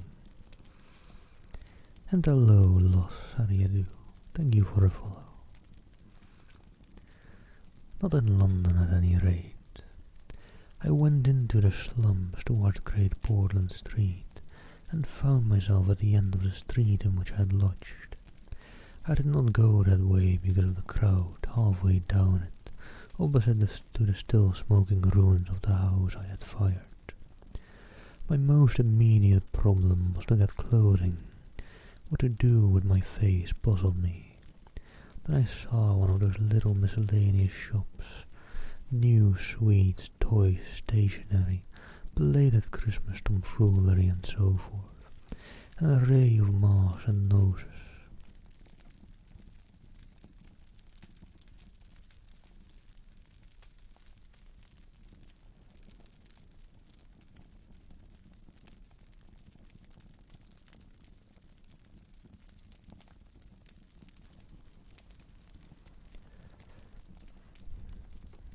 I realized that problem was solved. In a flash I saw my course. I turned about, no longer aimless, and went, circuitously in order to avoid the busy ways, towards the back streets north of the Strand. For I remembered, though not very distinctly where, that some theatrical costumier had shops in that district. The day was cold with a nipping wind down the northward orange streets. I walked fast to avoid being overtaken. Every crossing was a danger, every passenger a thing to watch alertly. One man, as I was about to pass him, at the top of Bedford Street, turned upon me abruptly and came into me, sending me into the road and almost under the wheel of a passing hansom. The verdict of the cab rank was that he had some sort of stroke. I was so unnerved by this encounter that I went into the Covent Garden Market and sat down for some time in a quiet corner by a stall of violets, panting and trembling. I found I had caught a fresh cold, and I had to turn out after a time lest my sneezes should attract attention. At last I reached the object of my quest, a dirty, fly-bound little shop in Byway near Drury Lane, with a window full of tinsel robes, sham jewels, wigs, slippers, dominoes and theatrical photographs. The shop was old-fashioned and low and dark, and the house rose above it for 4 stories, dark and dismal. I peered through the window and, seeing no one within, entered. The opening of the door set a clanking bell ringing. I left it open and walked round the bare costume stand into a corner by the cheval glass. For a minute or so no one came. Then I heard heavy feet striding across a room and a man appeared down the shop. My plans were now perfectly definite. I proposed to make my way into the house, secrete myself upstairs, watch my opportunity, and when everything was quiet,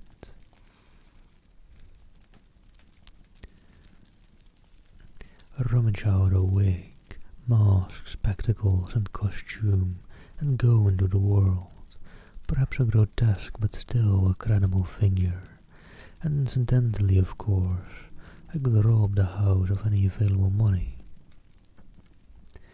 The man who had just entered the shop was a short, slight, hunched, beetle-browed man, with long arms and very short, bendy legs. Apparently I had interrupted a meal.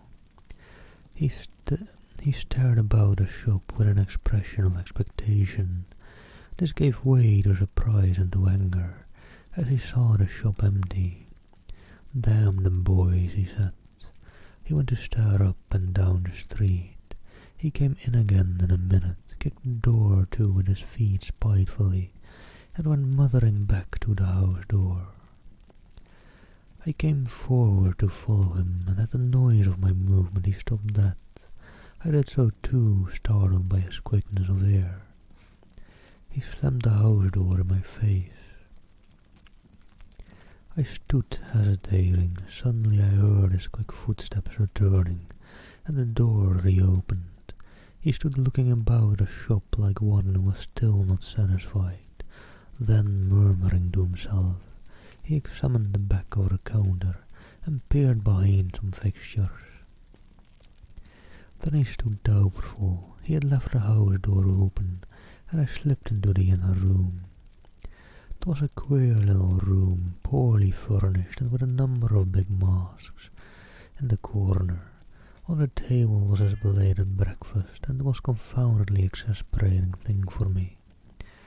Kemp to have to sniff his coffee and stand watching while he came in and resumed his meal, and his table manners were irritating. 3 doors opened into the little room, one going upstairs and one down, but they were all shut. I could not get out of the room while he was there. I could scarcely move because of his alertness, and there was a draught down my back. Twice I strangled a sneeze just in time. The spectacular quality of my sensations was curious and novel, but for all that I was heartily tired and angry long before he had done his eating. But at last he made an end, and putting his beggarly crockery on the black tin tray upon which he had put his teapot, and gathering all the crumbs up on the mustard-stained cloth, he took the whole lot of his things after him. His burden prevented his shutting the door behind him as he would have done. I never saw such a man for shutting doors, and I followed him into a very dirty underground kitchen and scullery. I had the pleasure of seeing him begin to wash up, and then finding no good in keeping down there, and the brick floor being cold on my feet, I returned upstairs and sat in his chair by the fire. It was burning low, and scarcely thinking, I put on a little coat. The noise of this brought him up at once, and he stood aglare. He peered about the room and was within an ace of touching me. Even after that examination, he scarcely seemed satisfied. He stopped in the doorway and took a final inspection before he went down. I waited in the parlour for an age, and at last he came up and opened the upstairs door. I just managed to get by him. On the staircase he stopped suddenly, so that I very nearly blundered into him. He stood looking back right into my face and listening. I could have sworn he sat. His long hairy hand pulled at his lower lip. His eye went up and down the staircase. Then he grunted and went on up again. His hand was on the handle of a door, and then he stopped again with the same puzzled anger on his face. He was becoming aware of the faint sound of my movements about him. The man must have had diabolically acute hearing. He suddenly flashed into rage. "If there's anyone in this house," he cried with an oath, and left the threat unfinished. He put his hand in his pocket, felt to find what he wanted, and rushing past me went blundering noisily and pugnaciously downstairs. But I did not follow him. I sat on the head of the staircase until his return.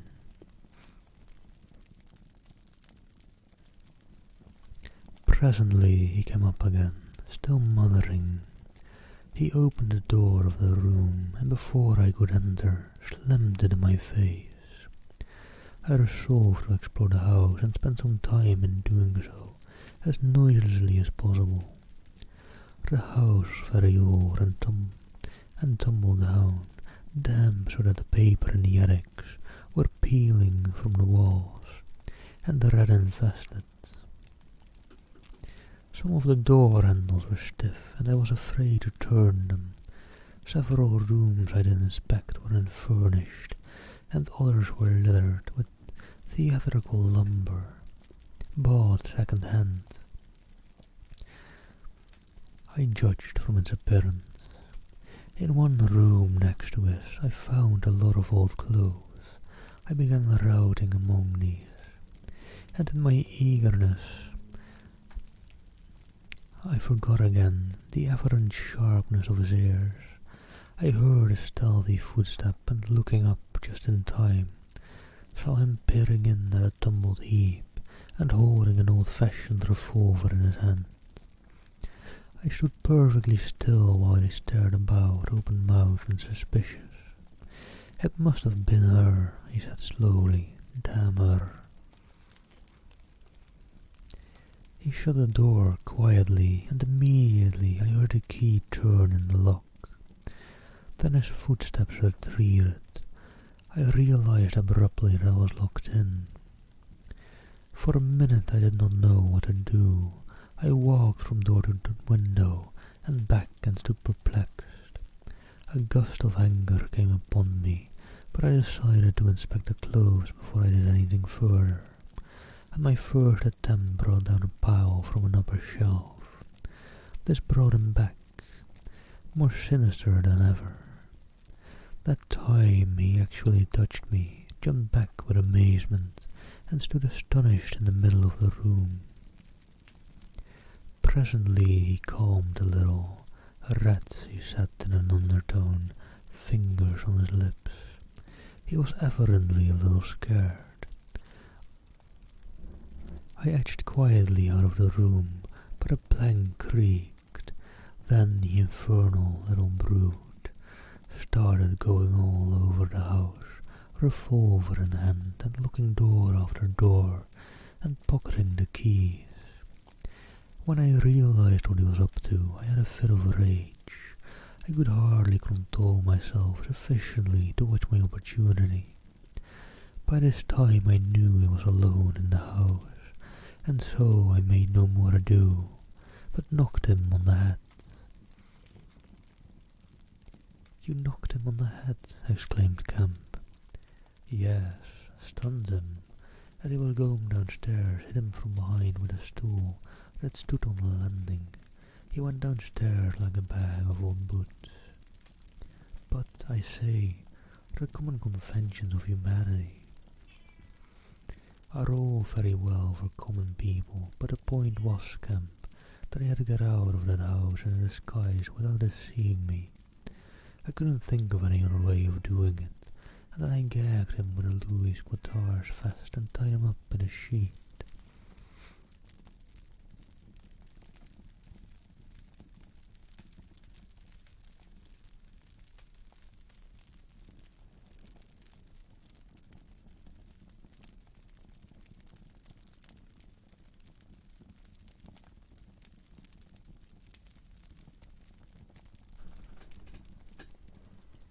"Wait, you tied him up in a sheet?" Kemp asked. "Made a sort of bag of it. It was a rather good idea to keep the idiot scared and quiet, and a devilish hard thing to get out of. Head away from the string, my dear Kemp. It's no good your sitting glaring as though I was a murderer. It had to be done. He had his revolver. If once he saw me, he would be able to describe me." "But still," said Kemp, "in England today, and the man was in his own house, and you were, well, robbing." "Robbing, confound it. You'll call me a thief next. Surely, Kemp, you're not fool enough to dance on my old strings. Can't you see my position?" "And his too," said Kemp. The invisible man stood up sharply. "What do you mean to say?" Kemp's face grew a trifle hard. He was about to speak and checked himself. "I suppose, after all," he said with a sudden change of manner, "the thing had to be done. You were in a fix, but still." "Of course I was in a fix, an infernal fix, and he made me wild too. Hunting me about the house, fooling about with his revolver, locking and unlocking doors. He was simply exasperating. You don't blame me, do you?" "You don't blame me." "I never blame anyone," said Kemp. "It's quite out of fashion. What did you do next?" Here comes another bit of a monologue, so I'll just keep this in the middle again.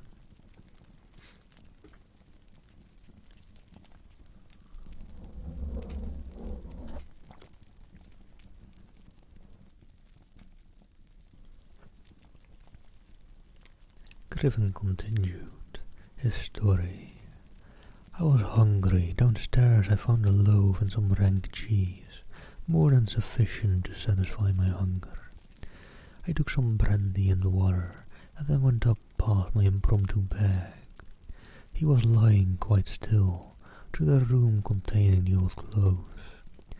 This looked out upon the street, two lace curtains brown, with dirt covering the window. I went and peered out through their interstices.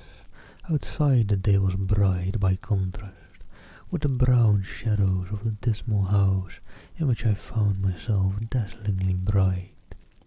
A brisk traffic was going by, fruit carts, a hansom, a four-wheeler with a pile of boxes, a fishmonger's cart. I turned with spots of colour swimming before my eyes through the shadowy fixtures behind me. My excitement was giving place to a clear apprehension of my position again.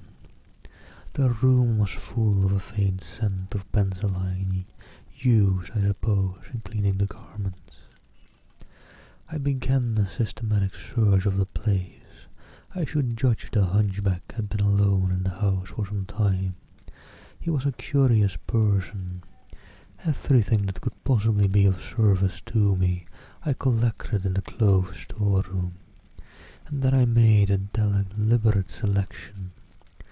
I found a handbag I thought a suitable possession, and some powder, rouge, and sticking plaster. I had thought of painting and powdering my face, and all that there was to show of me, in order to render myself visible. But a disadvantage of this lay in the fact that I should require turpentine and other appliances, and a considerable amount of time before I could finish again. Finally, I chose a mask of the better type, slightly grotesque but not more so than many human beings. Dark glasses, greyish whiskers, and a wig. I could find no underclothing, but that I could buy subsequently, and for the time I swathed myself in calico dominoes and some white cashmere scarves. I could find no socks, but the hunchback's boots were rather a loose fit, and sufficed. In a desk in the shop were 3 sovereigns and about 30 shillings worth of silver, and in a locked cupboard I burst in the inner room were 8 pounds in gold. I could go forth into the world again equipped. Then came a curious hesitation. Was my appearance really credible? I tried myself with a little bedroom looking glass, inspecting myself from every point of view to discover any forgotten chink, but it all seemed sound. I was grotesque to the theatrical pitch, a stage miser, but it was certainly not a physical impossibility. Gathering confidence, I took my looking-glass down into the shop, pulled down the shop blinds and surveyed myself from every point of view with the help of the cheval glass in the corner. I spent some minutes screwing up my courage, and then unlocked the shop door and marched out into the street, leaving the little man to get out of his sheen again when he liked. In 5 minutes, a dozen turnings intervened between me and the customier's shop. No one appeared to notice me very pointedly. My last difficulty seemed overcome. He stopped again. "And you troubled no more about the hunchback," said Kemp. "No," said the invisible man, "nor have I heard what became of him. I suppose he untied himself or kicked himself out. The knots were pretty tight." He became silent and went to the window and stared out. "What happened when you went out into the strands?" "Oh, disillusionment again. I thought my troubles were over. Practically I thought I had impunity to do whatever I chose. Everything, save to give away my secret. So I thought whatever I did, whatever the consequences might be, was nothing to me. I had merely to fling aside my garments and vanish. No person could hold me. I could take my money where I found it. I decided to treat myself to a sumptuous feast, and then put up at a good hotel, and accumulate a new outfit of property. I felt amazingly confident. It's not particularly pleasant recalling that I was an ass. I went into a place and was already ordering lunch, when it occurred to me that I could not eat unless I exposed my invisible face. I finished ordering the lunch, told the man I should be back in 10 minutes, and went out exasperated. I don't know if you've ever been disappointed in your appetite. "Not quite so badly," said Kemp, "but I can imagine it." I could have smashed the silly devils at last, faint with a desire for tasteful food. I went into another place and demanded a private room. "I am disfigured," I said, "badly." They looked at me curiously, but of course it was not their affair, and so at last I got my lunch. It was not particularly well served, but it sufficed, and when I had it, I sat over a cigar, trying to plan my line of action. And outside a snowstorm was beginning. Also, I'm sorry if that's audible, but I hear like a lot of background noise right now. I think it might not be too loud for the mic, so it might be fine. But I'm being very much distracted. The more I thought it over, Kemp, the more I realized what a helpless absurdity an invisible man was. In a cold and dirty climate in a crowded civilized city, before I made this mad experiment, I had dreamt of 1,000 advantages. That afternoon it seemed all disappointment. I went over the heads of the things a man reckons desirable. No doubt invisibility made it possible to get them, but it made it impossible to enjoy them when they are got. Ambition, what is the good of pride of place when you cannot appear there? What is the good of the love of a woman when her name must need be Delilah? I have no taste for politics, for the blackguardisms of fame, for philanthropy, for sport. What was I to do? And for this I had become a wrapped up mystery, a swathed and bandaged caricature of man. He paused, and his attitude suggested a roving glance at the window. "But how did you get to Iping?" said Kemp, anxious to keep his guest busy talking. "I went there to work. I had one hope. It was a half idea. I have it still. It is a full-blown idea now, a way of getting back, of restoring what I have done. When I choose, when I have done all I mean to do invisibly. And that is what I chiefly want to talk to you about now." "You went straight to Iping." "Yes, I had simply to get my 3 volumes of memoranda, and my checkbook, my luggage and underclothing, order a quantity of chemicals to work out this idea of mine. I will show you the calculations as soon as I get the accursed bother it was to keep the snow, as soon as I got my books. And then I started Jove. I remember the snowstorm now, and the accursed bother it was to keep the snow from damping my pasteboard nose. At the end, said Kemp, the day before yesterday, when I found you out, did you rather, to judge by the papers? I did rather. Did I kill that fool of a constable? No, said Kemp. He'd expected to recover. That's his luck then. I clean lost my temper, the fools. Why couldn't they leave me alone, and it grows her loud? There are no deaths expected, said Kemp. I don't know about that tramp of mine, said the invisible man with an unpleasant laugh. By heaven, Kemp, you don't know what rage is. To have worked for years, to have planned and plotted, and then to get some fumbling, purblind idiot messing across your course. Every conceivable sort of silly creature that has ever been created has been sent across me. If I have much more of it, I shall go wild. If I have much more of it, I shall go wild. I shall start mowing them. As it is, they've made things 1,000 times more difficult. No doubt it's exasperating, said Kemp dryly. All right.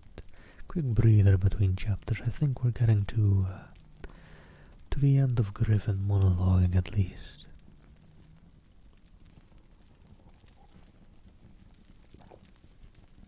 So that'd be nice.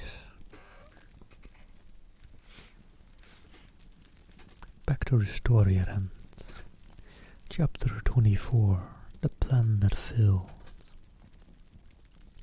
But now, said Kemp with a side glance out of the window, what are we to do? He moved nearer his guest as he spoke in such a manner as to prevent the possibility of a sudden glimpse of the 3 men who were advancing up the hill road, with an intolerable slowness as it seemed to Kemp. Well, what were you planning to do when you were heading for Port Burdock? Had you any plan? Wait, that was still Kemp, I think. I'll move Griffin back left then. Shall I? No, I've had Griffin on the right for a while now. So Kemp said to Griffin, "What were you planning to do when you were heading for Fort Burdock? Had you any plan?" "I was going to clear out of the country, but I have altered that plan rather since seeing you. I thought it would be wise, now the weather is hot and invisibility possible, to make for the south, especially as my secret was known, and everyone would be on the lookout for a masked and muffled man. You have a line of steamers from here to France. My idea was to get aboard one and run the risks of the passage. Thence I could go by train into Spain, or else get to Algiers. It would not be difficult, that a man might always be invisible and yet live, and do things. I was using that tramp as a money box and luggage carrier, until I decided how to get my books and things sent over to meet me." "That's clear," said Kemp, "and then the filthy brood must needs try and rob me. He has hidden my books, Kemp, hidden my books, if I can lay my hands on him. Best plan to get the books out of him first. But where is he now, do you know?" "He's in the town police station, locked up by his own request, in the strongest cell in the place." "Cur," said the invisible man, "but that hangs up your plans a little. We must get those books are vital." "Certainly," said Kemp, a little nervous, wondering if he heard footsteps outside. "Certainly we must get those books, but that won't be difficult, if he doesn't know they're for you."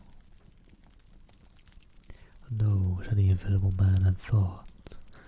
Kemp tried to think of something to keep the talk going, but the invisible man resumed of his own accord.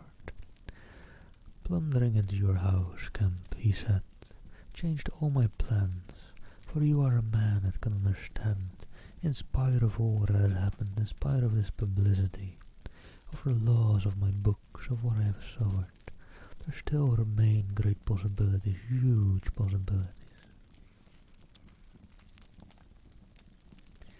"You have told no one I am here?" he asked abruptly. Kemp hesitated. "That was implied," he said. "Not a soul, or no one," insisted Griffin. "No, not a soul," assured Kemp. "Ah, now," the invisible man stood up, and sticking his arms akimbo began to pace the study. "I made a mistake, Kemp, a huge mistake, in carrying this thing through alone. I have wasted strength, time, opportunities alone. It is wonderful how little a man can do alone. To rob a little, to earn a little, and there is the end. What I want, Kemp, is a goalkeeper, a helper, and a hiding place, an arrangement where I can sleep, and eat and rest in peace. And unsuspected, I must have a confederate. With a confederate with food and rest, 1,000 things are possible. Hitherto I have gone on fake lines. We have to consider all that invisibility means, all that it does not mean. It means little advantage for eavesdropping and so forth. One makes sounds, it's of little help. A little help, perhaps, in housebreaking and so forth. Once you've caught me, you could easily imprison me, but on the other hand I am hard to catch. This invisibility, in fact, is only good in 2 cases. It's useful in getting away, it's useful in approaching. It's particularly useful, therefore, in killing. I can walk round a man whatever weapon he has, choose my point, strike as I like, dodge as I like, escape as I like. Kemp's hand went to his moustache. Was that a movement downstairs? "And it is killing we must do, Kemp." "It is killing we must do," repeated Kemp. "I'm listening to your plan, Griffin, but I'm not agreeing. Mind, why killing? Not a wanton killing, but a judicious slaying. The point is, they know there is an invisible man, as well as we know there is an invisible man, and that invisible man Kemp must now establish a reign of terror. Yes, no doubt it's startling, but I mean it. A reign of terror. He must take some town like your burdock, and terrify and dominate it. He must issue his orders. He can do that in 1,000 ways. Scraps of paper thrust on their doors would suffice, and all who disobey his orders he must kill, and kill all who defend them. Humph, said Kemp, no longer listening to Griffin but to the sound of his front door opening and closing. It seems to me, Griffin, he said, to cover his wandering attention, that your confederate would be in a difficult position. No one would know he was a confederate, said the invisible man eagerly, and then suddenly, hush, what's that downstairs? Nothing, said Kemp, and suddenly began to speak loud and fast. I don't agree to this, Griffin, he said. Understand me. I don't agree to this. Why dream of playing a game against the race? How can you hope to gain happiness? Don't be a lone wolf. Publish your results. Take the world. Take the nation at least. And your confidence. Think what you might do with 1,000,000 helpers. The invisible man interrupted, arm extended. There are footsteps coming upstairs, he said in a low voice. Nonsense, said Kemp. Let me see, said the invisible man, and advanced, arm extended, to the door. And then things happened very swiftly. Kemp hesitated for a second, and then moved to intercept him. The invisible man started and stood still. Traitor, cried a voice, and suddenly the dressing gown opened, and sitting down the unseen began to disrobe. Kemp made 3 swift steps to the door, and forthwith the invisible man, his legs had vanished, sprang to his feet with a shout. Kemp flung the door open. As it opened there came a sound of hurrying feet downstairs and voices. With a quick movement Kemp thrust the invisible man back, sprang aside and slammed the door. The key was outside and ready. In another moment Griffin would have been alone in the Belvedere study, a prisoner save for one little thing. The key had been slipped in hastily that morning. As Kemp slammed the door it fell noisily upon the carpet. Kemp's face became white. He tried to grip the door handle with both hands. For a moment he stood longing. Then the door gave 6 inches, but he got closed again. The second time it was jerked a foot wide, and the dressing gown came wedging itself into the opening. His throat was gripped by invisible fingers, and he left his hold on the handle to defend himself. He was forward back, tripped and pitched heavily into the corner of the landing. The empty dressing gown was flung on the top of him. Halfway up the staircase was Colonel Ajay, the recipient of Kemp's letter, the chief of the Burdock police. He was staring aghast at the sudden appearance of Kemp, followed by the extraordinary sight of clothing tossing empty into the air. He saw Kemp felled and struggling to his feet. He saw him rush forward and go down again, felled like an ox. Then suddenly he was struck violently by nothing. A vast wave, it seemed, leapt upon him, and he was hurled headlong down the staircase, with a grip on his throat and a knee on his groin. An invisible foot trod on his back. A ghostly patter passed downstairs. He heard the 2 police officers in the hall shout and run. And the front door of the house slammed violently. He rolled over and sat up, staring. He saw, staggering down the staircase, Kemp, dusty and dishevelled, one side of his face white from a blow, his lip bleeding, and a pink dressing gown and some underclothing held in his arms.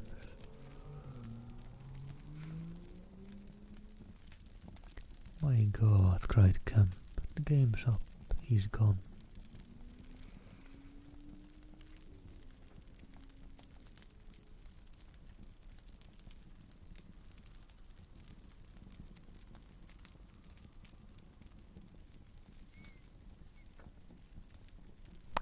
Steph.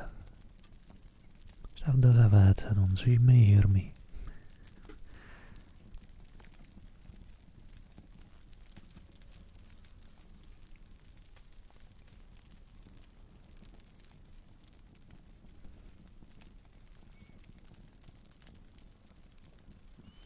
I've just got it open on my phone though, so I don't know.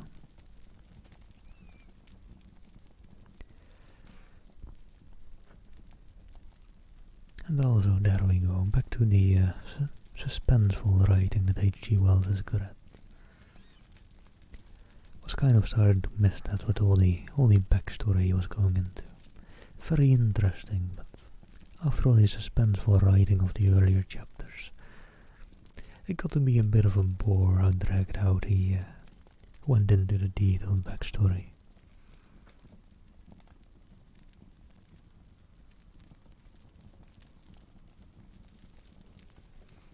And hold on, let me quickly... What's going on?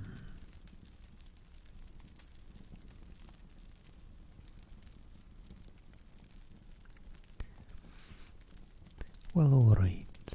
Chapter 25. The Hunting of the Invisible Man.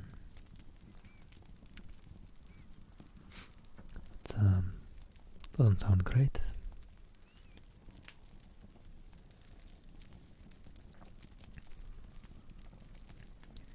For a space, Camp was too inarticulate to make Ajay understand the swift things that had just happened.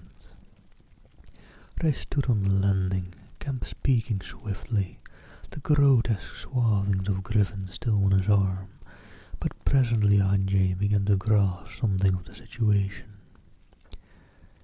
He is mad, said Camp, inhuman, he is pure selfishness. He thinks of nothing but his own advantage, his own safety. I have listened to such a story this morning of brutal self-seeking. He has wounded men. He will kill him unless we can prevent him. He will create a panic. Nothing can stop him. He is going out now, furious. He must be caught, said Ajay, that is certain. But how? Cried Camp, and suddenly became full of ideas. You must begin at once. You must set every available man to work. You must prevent his leaving this district. Once he gets away, he may go through the countryside as he wills, killing and maiming. He dreams of a reign of terror, I tell ya. You must set a watch on trains and roads and shipping. The garrison must help, you must wire for help. The only thing that may keep him here is the thought of recovering some books of notes. He counts of value. I will tell you of that. There is a man in your police station, Marvel. I know, said Ajay, I know. Those books. Yes, but the tramp says he hasn't them. Wait, hold on. No, that is Camp again talking there. There we go. Sorry, I was just figuring out who was talking there. Says he hasn't them, but he thinks the tramp has, and you must prevent him from eating or sleeping. Day and night the country must be astir for him. Food must be locked up and secured, all food, so that he will have to break his way to it. The houses everywhere must be barred against him. Heaven send us cold nights and the rain. The whole countryside must begin hunting and keep hunting. I tell you, Ajay, he is a danger, a disaster, unless he is pinned and secured. It is frightful to think of the things that may happen. What else can we do, said Ajay. I must go down at once and begin organizing. But why not come? Yes, you come too, come. And we must hold a sort of council of war. Get Hobbs to help and the railway managers. By Jove, it's urgent. Come along, tell me as we go. What else is there we can do? Put that stuff down. In another moment Ajay was leading the way downstairs.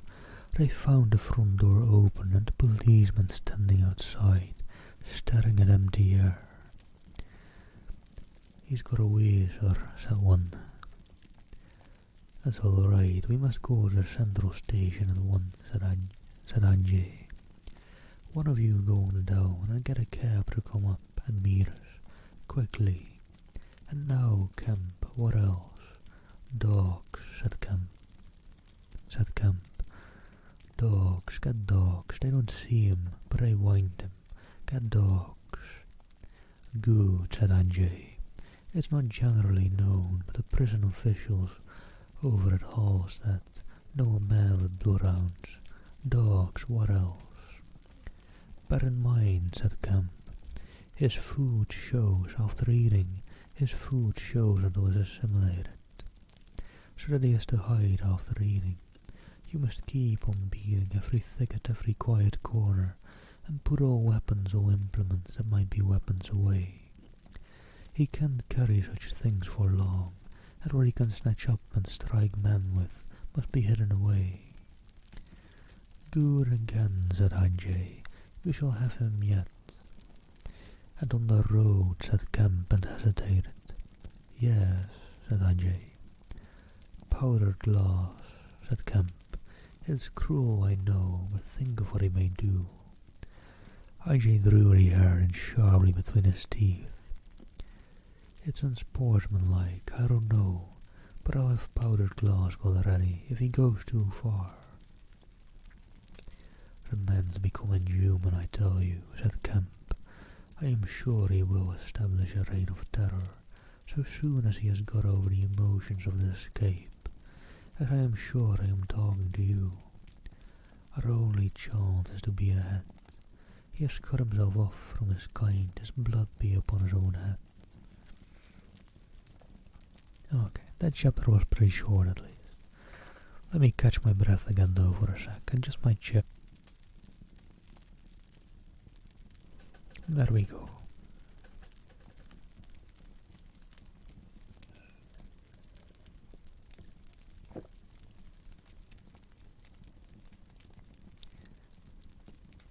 And this being chapter 26, there will be 3 chapters left, I'm pretty sure. So we're quite nearing the end that is still. But it's been a joyous and lovely, lovely journey.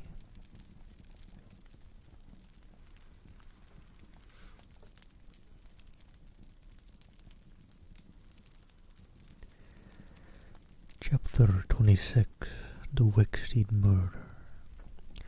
The invisible man seems to have rushed out of Kemp's house in a state of blind fury. A little child playing near Kemp's gateway was violently caught up and thrown aside, so that its ankle was broken, and thereafter for some hours the invisible man passed out of human perceptions.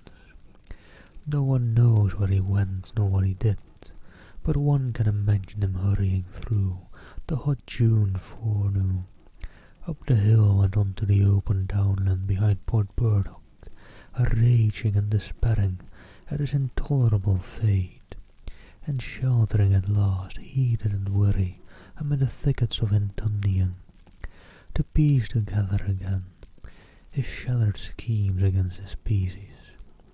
That seems the most probable refuge for him, for there was he reassured himself in a grimly tragical manner about 2 in the afternoon. One wonders what a state of mind may have been during that time, and what plans he devised. No doubt he was almost ecstatically exasperated by Kemp's treachery, and though we may be able to understand the motives that led to that deceit, we may still imagine and even sympathize a little with the fury the attempted surprise must have occasioned. Perhaps something of the stunned astonishment of his Oxford Street experiences may have returned to him, for he had evidently counted on Kemp's cooperation in his brutal dream of a terrorized world. At any rate, he vanished from human ken about midday, and no living witness can tell what he did until about 2:30. 'Twas a fortunate thing, perhaps, for humanity, but for him it was a fatal inaction. During that time a growing multitude of men scattered over the countryside were busy. In the morning he had still been simply a legend, a terror in the afternoon, by virtue chiefly of Kemp's dryly worded proclamation. He was presented as a tangible antagonist, to be wounded, captured, or overcome. And the countryside began organizing itself with inconceivable rapidity. By 2 o'clock even he might still have removed himself out of the district by getting aboard a train, but after 2 that became impossible. Every passenger train along the lines on a great parallelogram between Southampton, Manchester, Brighton and Horsham travelled with locked doors, and the goods traffic was almost entirely suspended. And in a great circle of 20 miles round Port Burdock, men armed with guns and bludgeons were presently setting out in groups of 3 and 4, with dogs to beat the roads and fields.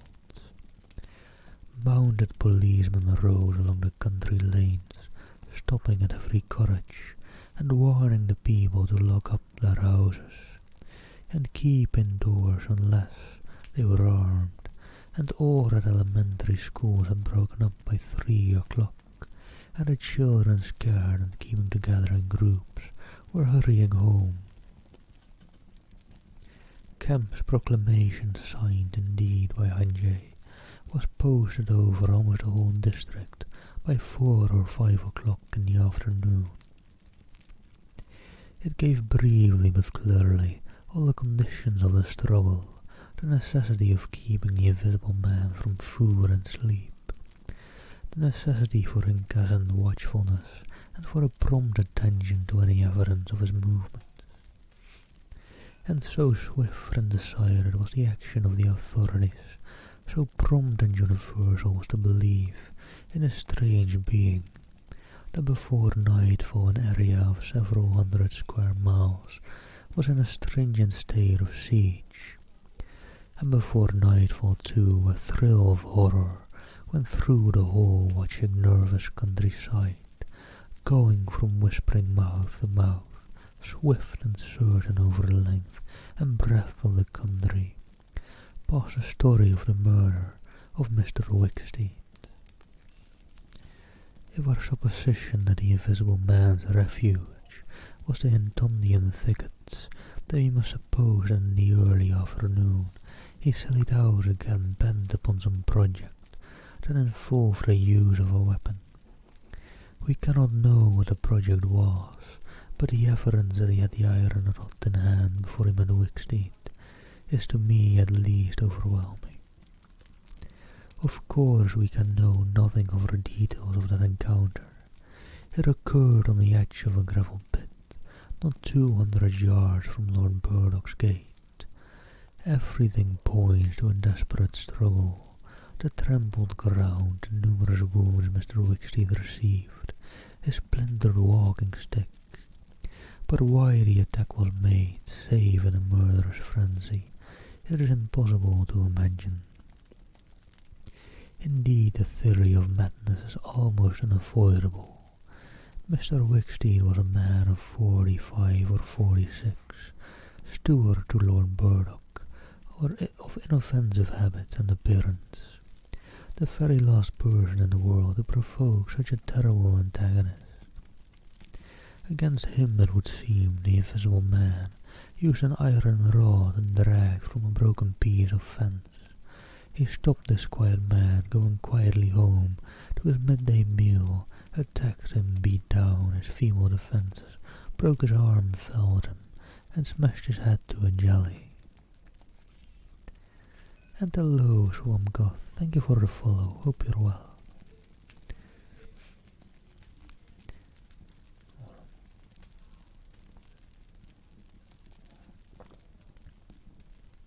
Of course he must have dragged the rod out of the fencing before he met his victim.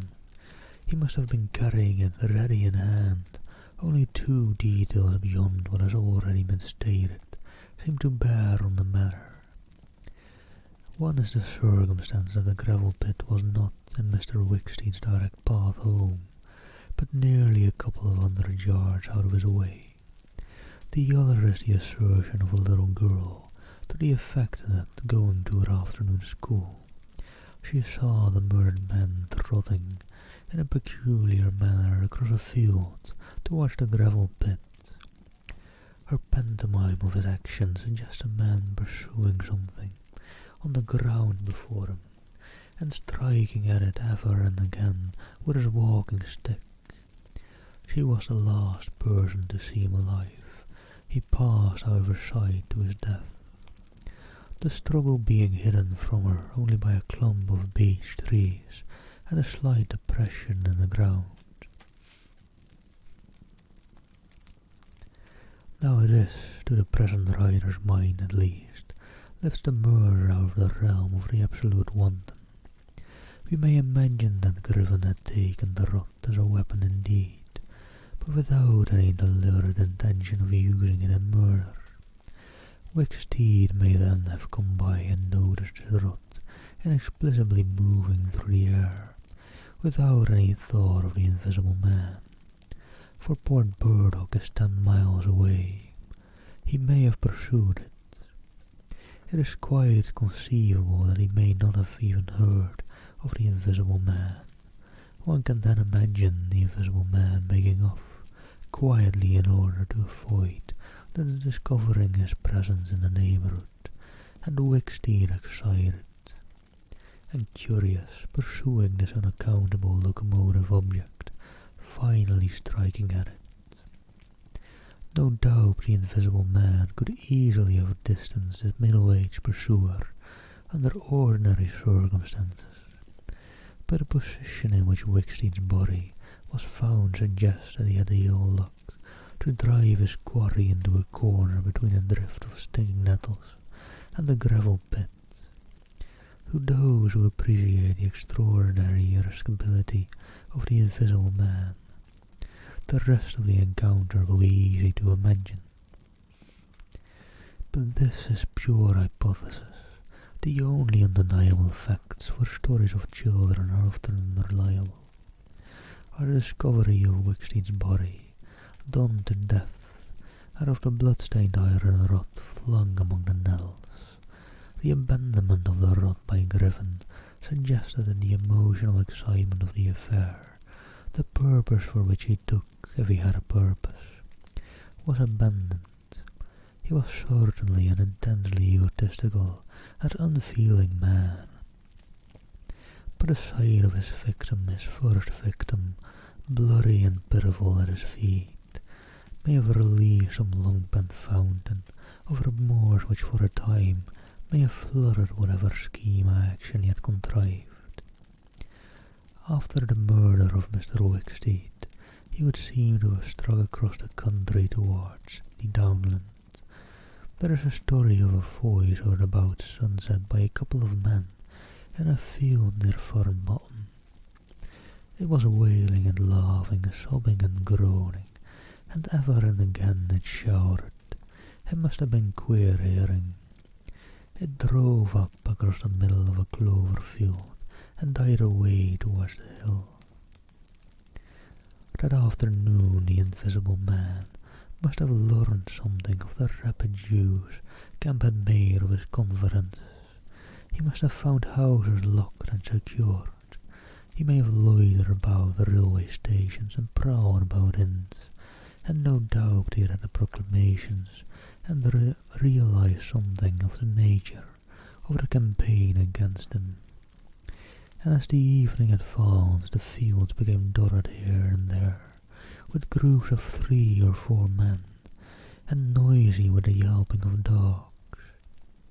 These men-hunters had particular instructions in the case of an encounter as to the way they should support one another, but he avoided them all. We may understand something of his exasperation, and it could have been none the less because he himself had supplied the information that was being used so remorselessly against him. For that day at least he lost heart. For nearly 24 hours Save when he turned home, Wickstein, he was a hunted man. In the night he must have eaten and slept, for in the morning he was himself again, active, powerful, angry and malignant, prepared for his last great struggle against the world. Alright. Quick breather between chapters, but the last two coming up. And then I have to see, I have some time left after that. Plenty of time actually, I think. It's only 3 PM here now. And the only thing that's really keeping me, or that would force me to stop today, would either be my back getting too sore, or me needing dinner. And dinner can probably wait till 7 to 8 PM, so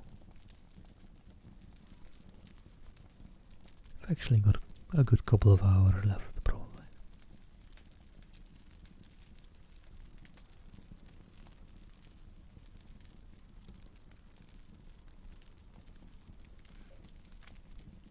So let's jump into chapter 27. Small brain fart there, don't mind me. The siege of Kemp's house. Kemp read a strange missive written in pencil on a greasy sheet of paper. You've been amazingly energetic and clever, this letter ran, though what you stand to gain by it I cannot imagine.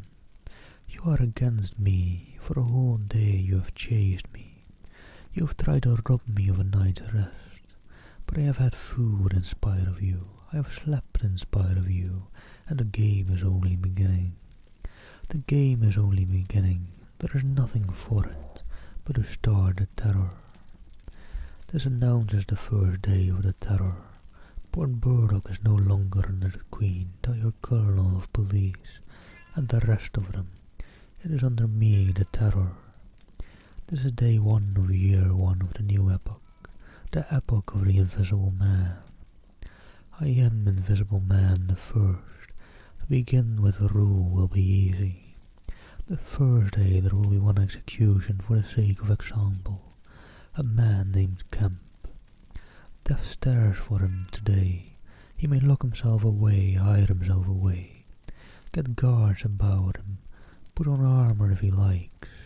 Death, the unseen death, is coming. Let him take precautions. It will impress my people. Death starts from the pillar box by midday. The letter will fall in as the postman comes along, then off. The game begins. Death starts. Help him not, my people, lest death fall upon you also. Today Kemp is to die. Kemp read his letter twice. "'Tis no hoax," he said. That's his voice, and he means it. He turned the folded sheet over and saw on the address side of it the postmark in Tundian and the prosaic detail. 2D to pay. He got up slowly, leaving his lunch unfinished. The letter had come by the 1 o'clock post, and went into his study. He rang for his housekeeper and told her to go around the house at once, examine all the fastenings of the windows, and close all the shutters.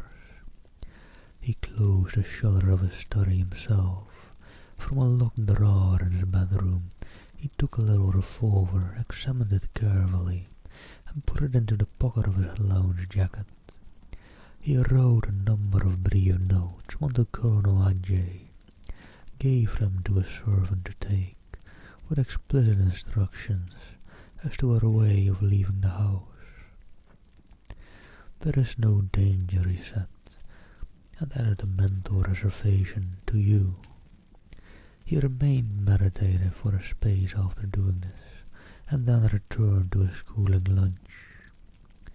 He ate with gaps of thought. Finally, he struck the table sharply. We will have him," he said. Or wait, that's Kemp again. Sorry. We will have him, he said, and I am the bait he will come too far. He went up to the belvedere, carefully shutting every door after him. It's a game, he said, an odd game, but a chance are all for me, Mr. Griffin, in spite of your invisibility. Griffin contra mundum with a vengeance. He stood at the window, staring at the hot hillside. He must get food every day, and I don't envy him. Did he really sleep last night, out in the open somewhere, secure from collisions? I wish we could get some good cold weather instead of the heat. He may be watching me now. He went close to the window. Something rapped smartly against the brickwork over the frame, and made him start violently back. I'm getting nervous, said Kemp, but it was 5 minutes before he went to the window again. Must have been a sparrow, he said. Presently he heard the front door bell ringing, and hurried downstairs. He unbolted and unlocked the door, examined the chain, put it up, and opened cautiously without showing himself. A familiar voice hailed him. 'Twas I.J. Your servant's been assaulted, Kemp, he said round the door. What? Exclaimed Kemp. Had that note of yours taken away from her. He's close about here. Let me in. Kemp released the chain and I.J. entered through as narrow an opening as possible. He stood in the hall looking up with infinite relief at Kemp, refastening the door. Note was snatched out of her hand, scared her horribly. She's down at the station, hysterics. He's close here. What was it about? Kemp swore. And hello there, Albert White. Hope you're well. Thank you for the follow. Good day, good day.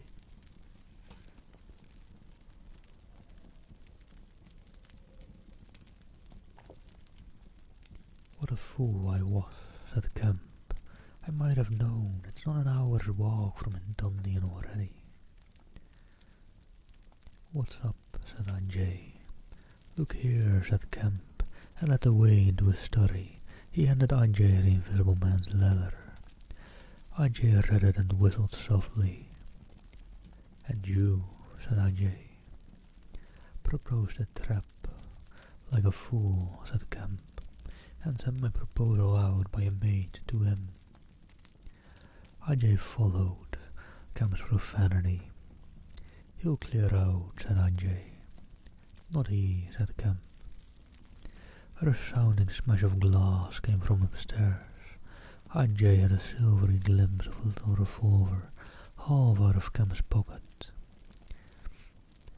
It's a window upstairs, said Kemp, and led the way up. There came a second smash while they were still on the staircase. When they reached the study, they found 2 of the 3 windows smashed, half the room littered with splintered glass, and one big flint lying on the writing table. The 2 men stopped in the doorway, contemplating the wreckage. Kemp swore again, and as he did so, the 3rd window went with a snap, like a pistol, hung stark for a moment, and collapsed in jagged, shivering triangles in the room. What's this for? Said I.J. It's a beginning, said Kemp. There's no way of climbing up here. Not for a cat, said Kemp. No shutters. Not here, or the downstairs rooms, hello. Smash and then whack of boards hit hard came from downstairs. Confound him, said Kemp. That must be, yes, in one of the bedrooms. He's going to do all the house, but he's a fool. The shutters are up, and the glass will fall outside. He'll cut his feet. Another window proclaimed its destruction. The 2 men stood on the landing perplexed. I have it, said I.J. Let me have a stick or something, and I'll go down to the station and get the bloodhounds put on. That ought to settle him. They're hard by, not 10 minutes. Another window went the way of its fellows. "You haven't a revolver?" asked I.J. Kemp's hand went into his pocket. Then he hesitated. "I haven't one, at least to spare." "I'll bring it back," said I.J. "You'll be safe here." Kemp, ashamed of his momentary lapse from truthfulness, handed him the weapon. "Now for the door," said I.J. As they stood hesitating in the hall, they heard one of the first-floor bedroom windows crack and clash. Kemp went to the door and began to slip the bolts as silently as possible.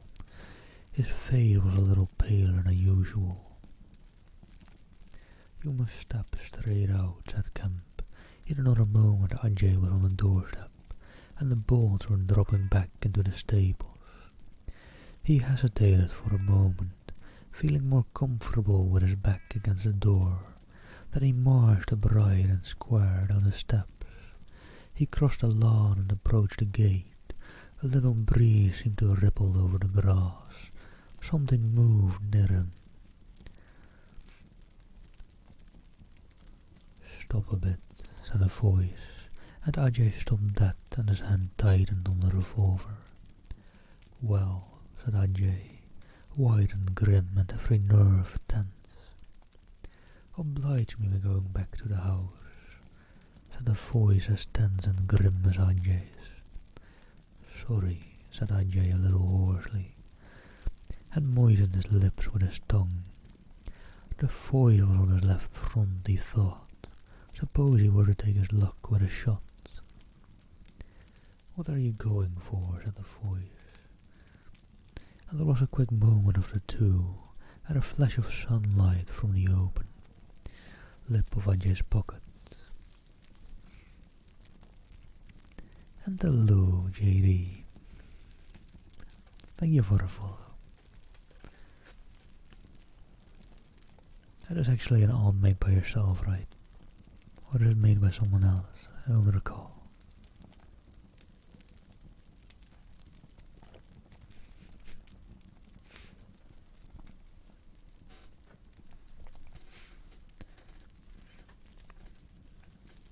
A quick movement of the two, a flash of sunlight from the open lip of I.J.'s pockets.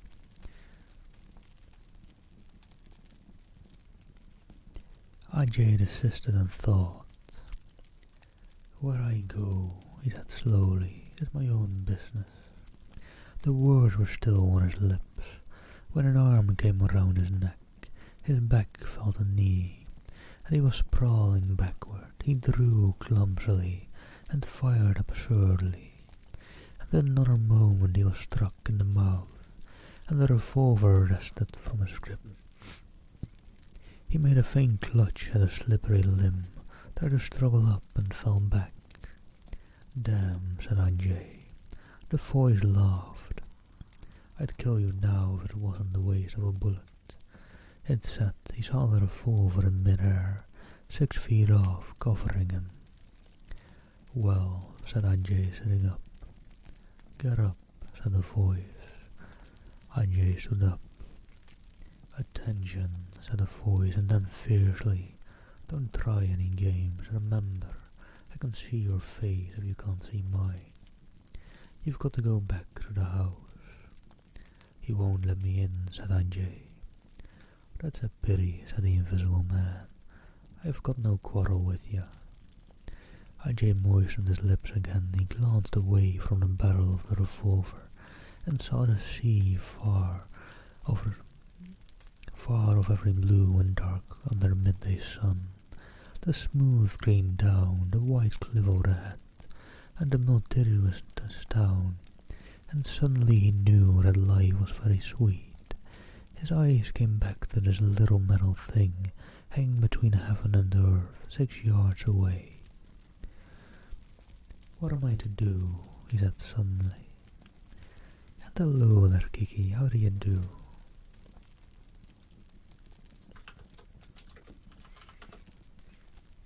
"I saw you over in Steph's stream earlier. Hope that was fun. She ended, right, didn't she?" "I think she ended. Yeah, she did. That's a shame. Was like if she does like a really, really long stream, I might raid her for once again. Usually don't go live around good times to raid her, but yeah, seems today was the same circumstance. Oh, thank you, Kiki. It's yeah, thought it was thematic for the Invisible Man. It's just it's in the standard chroma key filter for a source. So yeah, just a chroma key filter, but then nothing taken away, just change the opacity in general.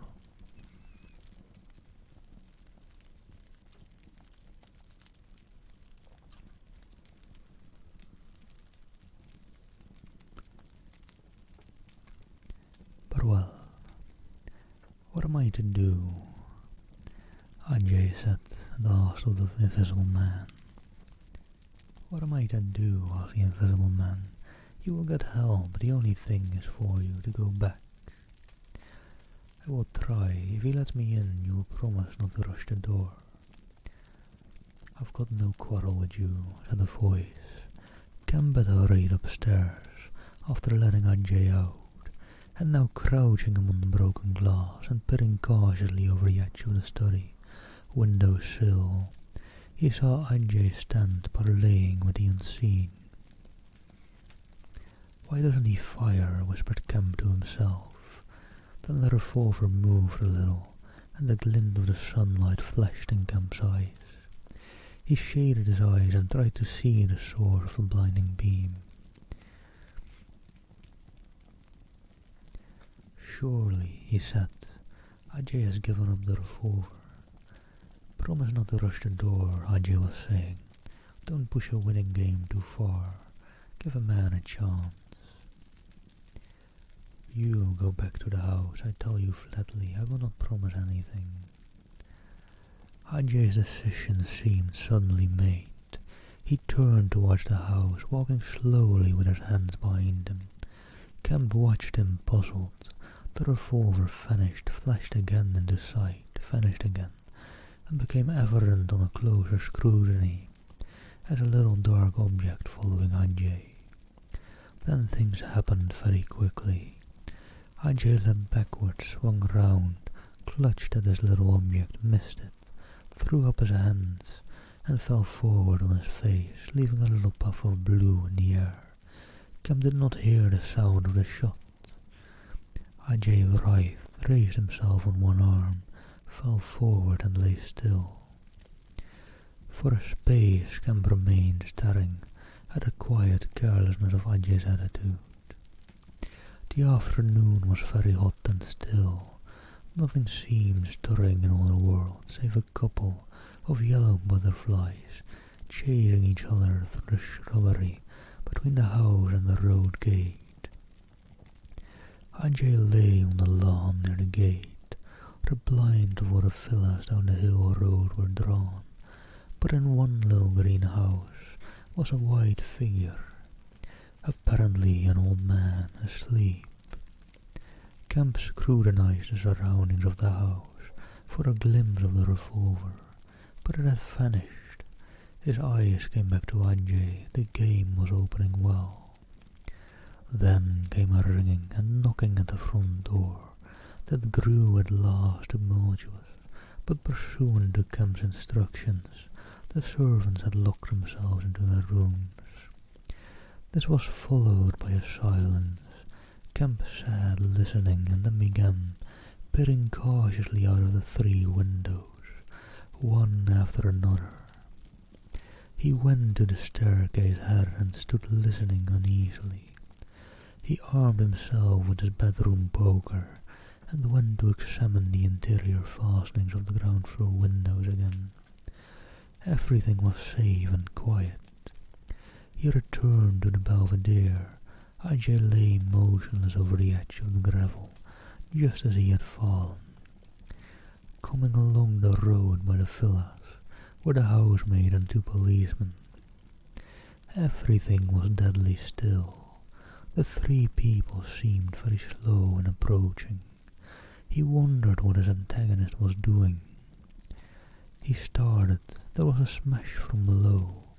He hesitated and went downstairs again. Suddenly the house resounded with heavy blows and the splintering of wood. He heard a smash and the destructive clang of the iron fastenings of the shutters. Split and splintering came flying inward. He stood aghast. The window frame, save for one crossbar, was still intact, but only little teeth of glass remained in the frame. The shutters had been driven in with an axe, and now the axe was descending in sweeping blows upon the window frame and the iron bars defending it. Then suddenly it leapt aside and vanished. He saw the revolver lying on the path outside, and then the little weapon sprang into the air. He dodged back. The revolver cracked just too late, and a splinter from the edge of the closing door flashed over his head. He slammed and locked the door, and as he stood outside, he heard Griffin shouting and laughing. Then the blows of the axe, with its splitting and smashing consequences, were assumed.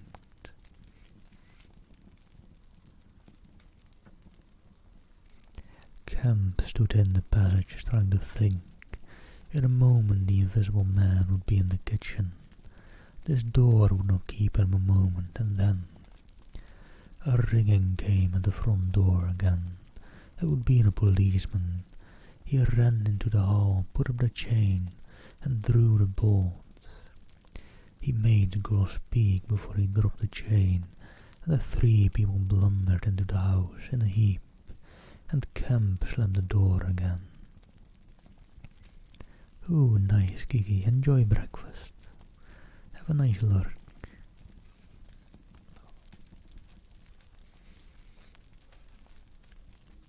"The invisible man," said Kemp.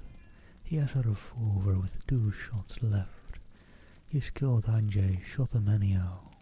Didn't you see him on the lawn? He's lying there." "Who?" said the policeman. "Ajay," said Kemp. "We came in the back way," said the girl. "What's that smashing?" asked one of the policemen.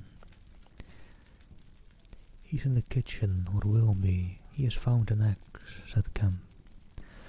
Suddenly the house was full of the invisible man's resounding blows on the kitchen door. The girl stared towards the kitchen, shuddered, and retreated into the dining room. Kemp tried to explain in broken sentences. They heard the kitchen door give. "This way," said Kemp, starting into activity, and bundled the policeman into the dining room doorway. "Poker," said Kemp, and rushed to the fender. He handed the poker he had carried to the policeman and the dining room one to the other. He suddenly flung himself backward. "Oh, nice, Bella. I hope you're enjoying your lurk." "Thanks for still lurking, and thanks for lurking about it at least that long as well."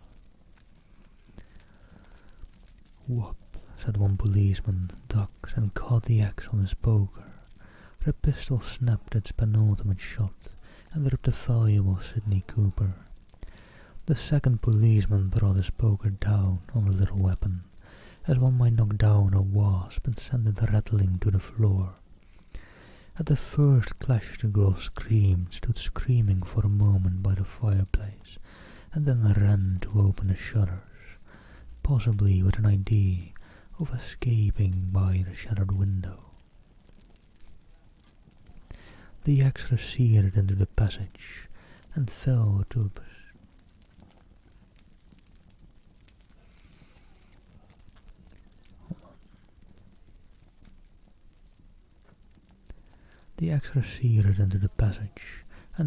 a position about 2 feet from the ground.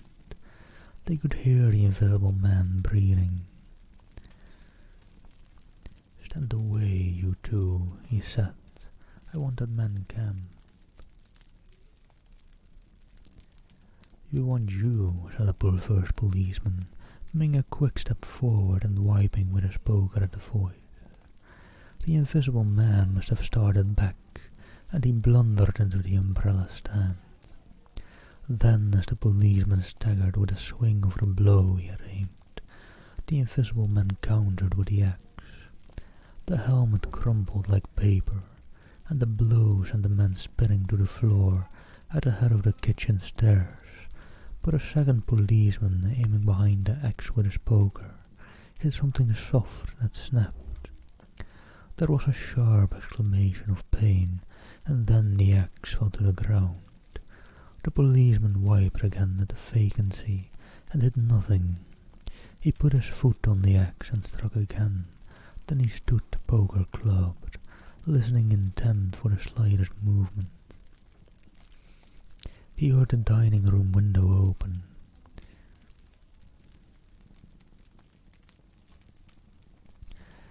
And a quick rush of feet within.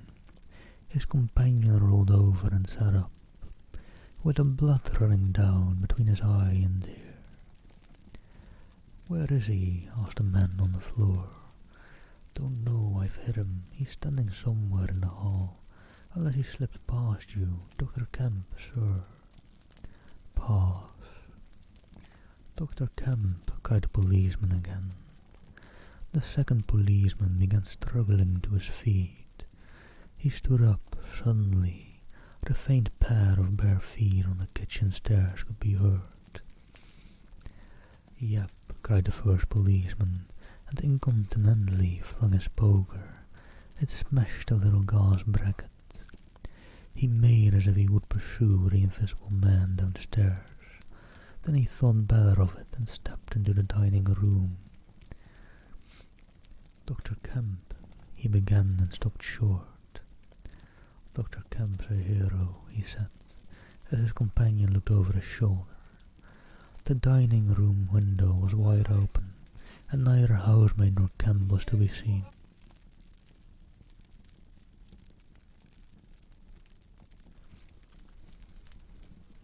The second policeman's opinion of Kemp was terse and vivid. "Alright, quick breather before I jump into, I think, the last chapter, 28.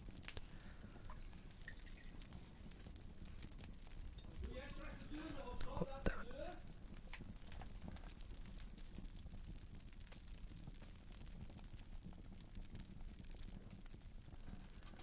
Great. Sorry about that shouting. Hope it wasn't too loud. Hello, miss. How do you do? Hope the trolls weren't too bad.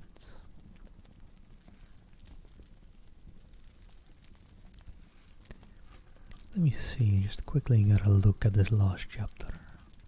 Oh, there's an epilogue too. Alright. I think I'll do the last chapter, then the bathroom break, then the epilogue. Then end kind of early, I guess. Get dinner and maybe then I'll be back on. Something like that seems like a plan. But chapter 28, The Hunter Hunted. Mr. Heelis, Mr. Kemp's nearest neighbour among the fellow holders, was asleep in his summer house when the siege of Kemp's house began. Mr. Heelis was one of the sturdy minority who refused to believe in all this nonsense about an invisible man. His wife, however, as he was subsequently to be reminded, did. He insisted upon walking about his garden, just as if nothing was the matter, and he went to sleep in the afternoon in accordance with the custom of years. He slept through the smashing of the windows, and then woke up suddenly with a curious persuasion of something wrong. He looked across at Kemp's house, rubbed his eyes and looked again. Then he put his feet to the ground and sat listening. He said he was damned, but still, the strange thing was visible. The house looked as though it had been deserted for weeks after a violent riot. Every window was broken, and every window, save those of the Belvedere study, was blinded by the internal shudders. I could have sworn it was all right. He looked at his watch. 20 minutes ago.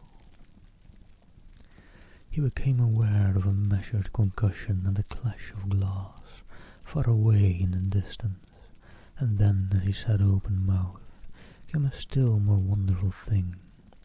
The shutters of the drawing-room window were flung open violently, and the housemaid in her outdoor hat and garments appeared, struggling in a frantic manner to throw up the sash. Suddenly a man appeared beside her, helping her, Dr. Kemp. In another moment the window was open, and the housemaid was struggling out. She pitched forward and vanished among the shrubs. Mr. Healy stood up, exclaiming vaguely and vehemently at all these wonderful things. He saw Kemp stand on the sill, spring from the window and reappear, almost instantaneously running along the path in the shrubbery and stooping as he ran, like a man who evades observation. He vanished behind the laburnum and appeared again, clambering over a fence that had buttered on the up and down. In a second he had tumbled over and was running at a tremendous pace down the slope towards Mr. Healy's.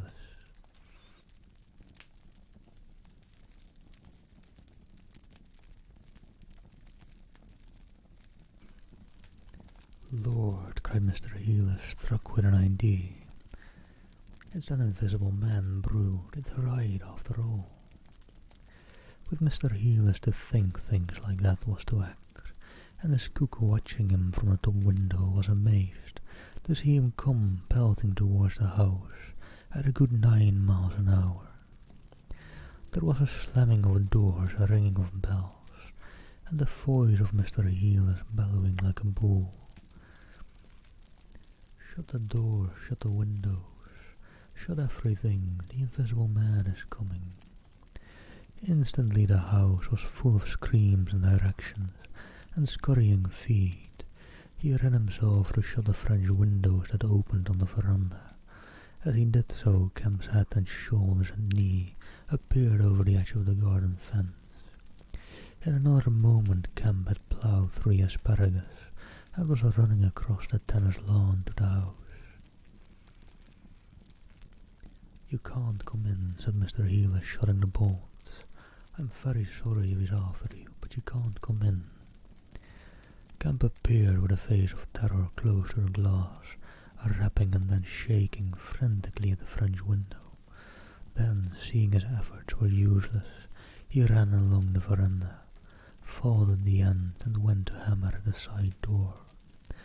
Then he ran round by the side gate to the front of the house and so into the hill road, and Mr. Healy, staring from his window, a face of horror, had scarcely witnessed Kemp vanish ere the asparagus was being trampled this way, and that by feet unseen. At that Mr. Healy fled precipitately upstairs, and the rest of the chase was beyond his purview. But as he passed the staircase window, he heard the side gate slam.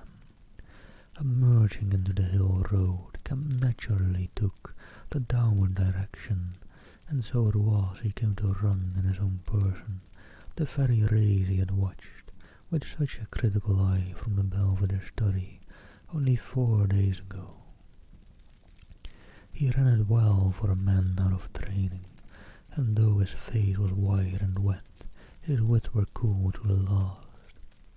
He ran with wide strides, and wherever a patch of rough ground intervened, whenever there came a patch of raw flints, or a bit of broken glass shone dazzling, he crossed it and left the bare invisible feet that followed to take what line they would.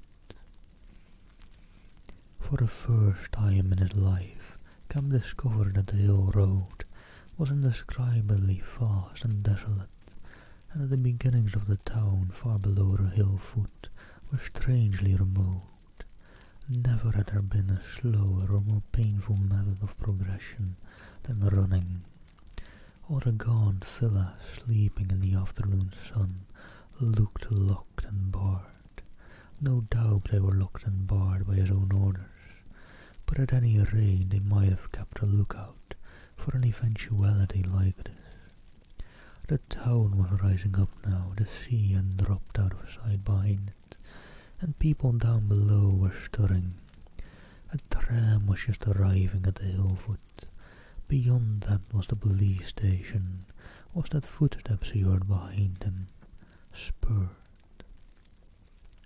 The people below were staring at him. One or two were running, and his breath was beginning to saw in his throat. The tram was quite near now, and the Jolly Cricketers was noisily barring its doors. Beyond the tram were posts and heaps of gravel. The drainage works. He had a transitory idea of jumping into the tram and slamming the doors, and then he resolved to go for the police station. In another moment he had passed the door of the Jolly Cricketers, and was in the glistening fag end of the street, with human beings about him. The tram driver and his helper, arrested by the sight of his furious haste, stood staring with the tram horses unhitched. Further on the astonished features of Nevis appeared, above the mounds of gravel. His pace broke a little, and then he heard the swift pad of his pursuer, and leapt forward again. "The invisible man," he cried to the Nevis, with a vague indicative gesture, and by an inspiration leapt the excavation and placed a burly group between him and the chase. Then, abandoning the idea of the police station, he turned into a little side street, rushed by a greengrocer's cart, hesitated for the 10th of a second at the door of a sweetstuff shop, and then made for the mouth of an alley that ran back into the main hill street again. 2 or 3 little children were playing here, and shrieked and scattered at his apparition, and forthwith doors and windows opened, and excited mothers revealed their hearts. Out he shot into Hill Street again, 300 yards from the tram-line end, and immediately he became aware of a tumultuous vociferation and running people. He glanced up the street towards the hill. Hardly a dozen yards off ran a huge navvy, cursing in fragments and slashing viciously with a spade, and hard behind him came the tram conductor, with his fists clenched. Up the street others followed these two, striking and shouting. Down towards the town men and women were running, and he noticed clearly one man coming out of a shop door with a stick in his hand. Spread out," cried someone. Kemp suddenly grasped the altered condition of the chase. He stopped and looked round, panting. "He's close here," he cried. "Form a line across." He was hit hard under the ear, and went reeling, trying to face round towards his unseen antagonist. He just managed to keep his feet, and he struck a faint counter in the air. Then he was hit again under the jaw, and sprawled headlong on the ground. In another moment a knee compressed his diaphragm, and a couple of eager hands gripped his throat, but the grip of one was weaker than the other. He grasped the wrists, heard a cry of pain from his assailant, and then the spade of the navvy came whirling through the air above him, and struck something with a dull thud. He felt a drop of moisture on his face. The grip at his throat suddenly relaxed, and with a convulsive effort, Kemp loosed himself, grasped a limp shoulder, and rolled uppermost. He gripped the unseen elbows near the ground.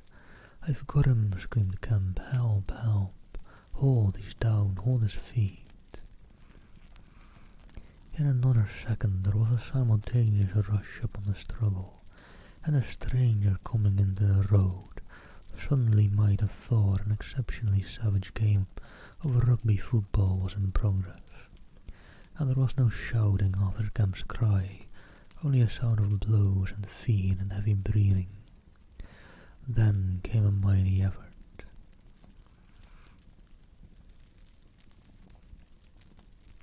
And the invisible man threw off a couple of his antagonists and rose to his knees.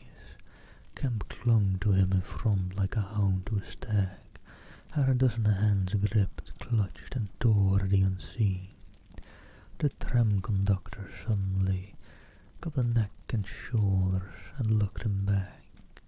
Down went a heap of struggling men again and rolled over. There was I am afraid, some savage kicking, then suddenly a wild scream of mercy, mercy, that died down swiftly to a sound like choking. Get back, you fools, cried the muffled voice of Kemp, and there was a figure shoving back of stalwart forms. He's hurt, I tell you, stand back. There was a brief struggle to clear space, and then a circle of eager faces saw the doctor kneeling as it seemed, 15 inches in the air, and holding invisible arms to the ground. Behind him a constable gripped invisible ankles. Don't you leave go of him, cried the big navvy, holding a blood-stained spade. He's shamming. He's not shamming, said the doctor, cautiously raising his knee, and I'll hold him. His face was bruised and already going red. He spoke thickly because of a bleeding lip. He released one hand and seemed to be feeling at the face. The mouth's all wet, he said, and then, good God. He stood up abruptly and then knelt down on the ground by the side of the thing unseen. There was a pushing and shuffling, a sound of heavy feet, as fresh people turned up to increase the pressure of the crowd. People now were coming out of the houses. The door of the Jolly Cricketer stood suddenly wide open. Very little was said. And hello, Don. Hope you're doing well. Good day to you. And thank you for the follow. Kemp felt about, his hand seeming to pass through the empty air. He's not breathing, he said, and then, I can't feel his heart, his side, Suddenly an old woman, peering under the arm of the big navvy, screamed sharply. Looky there, she said, and thrust out her wrinkled finger, and looking where she pointed everyone saw, faint and transparent, as though it was made of glass, so that veins and arteries and bones and nerves could be distinguished, the outline of a hand limp and prone. It grew clouded and opaque, even as they stared. Hello, cried the constable, here's his feet showing.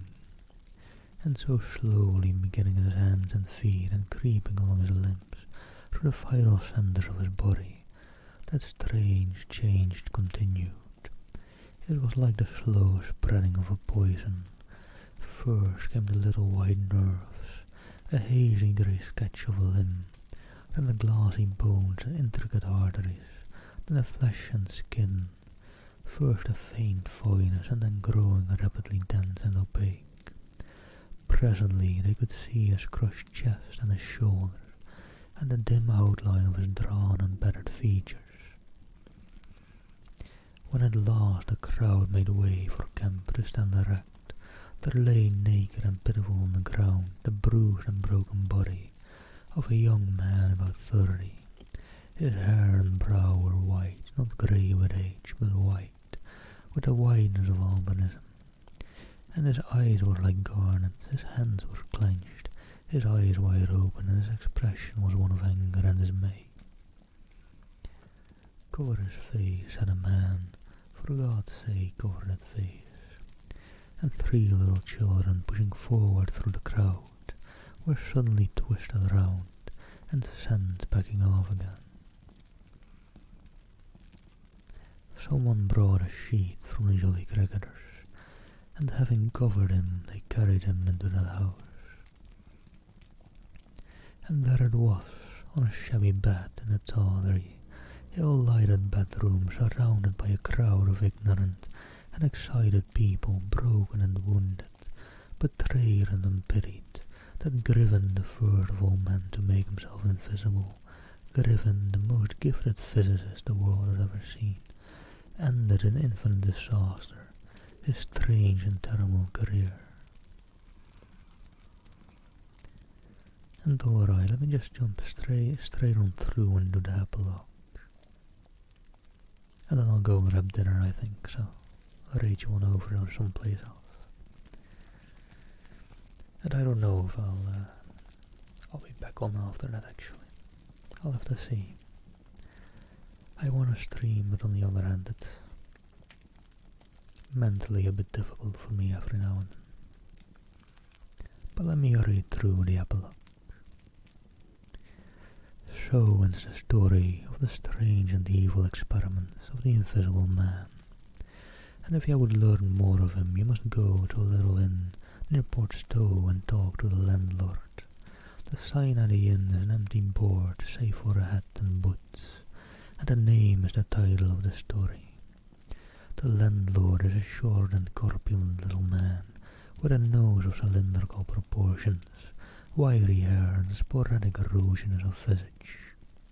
Drink generously, and he will tell you generously of all the things that happened to him after that time, and of how the lawyers tried to do him out of the treasure found upon him. When they found they couldn't prove whose money was which, I'm blessed, he says. If they didn't try to make me out a blooming treasure trove, do I look like a treasure trove? And a gentleman gave me a guinea a night to tell the story of the Empire Musical, just to tell him in my own words, barring one. And hello there, milk carton girl. Thank you very much. Glad you're enjoying it.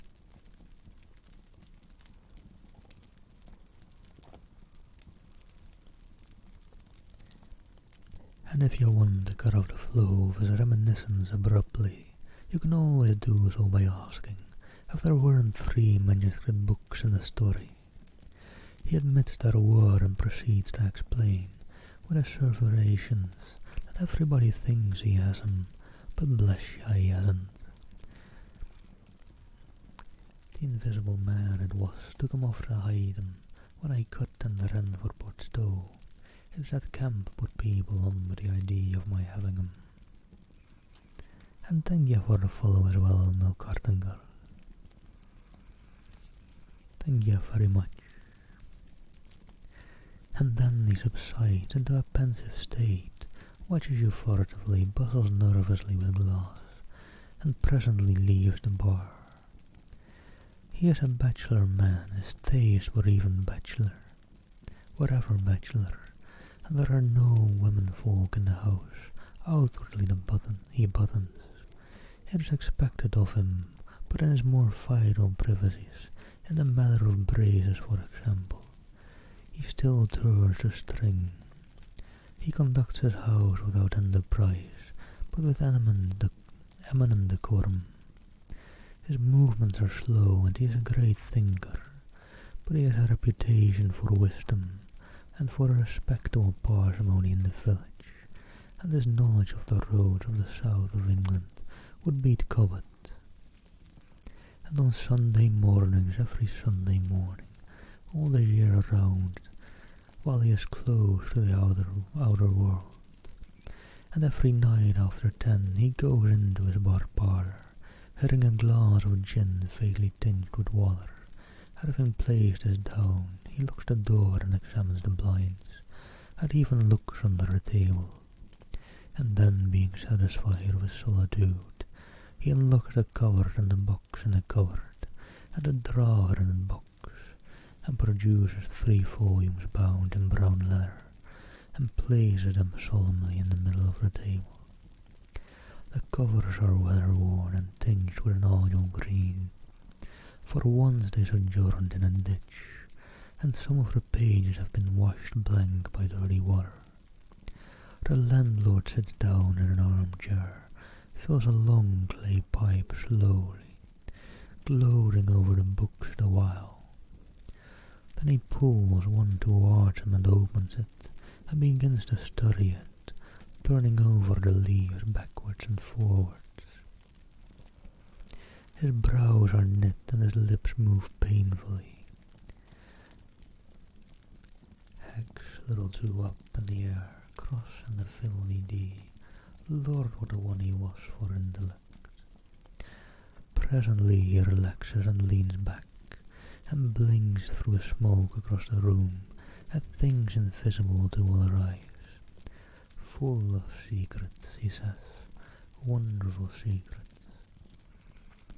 Once I got a haul from Lord. I wouldn't do what he did, I just, well, he pulls at his pipe, so he lapses into a dream, the undying wonderful dream of his life. And though camp has finished unceasingly, no human being save the landlord knows those books are there, with a subtle secret of invisibility, and a dozen other strange secrets written therein, and none other will know of them until he dies. And so concludes The Invisible Man. Let me actually, for the ending, just go back to this.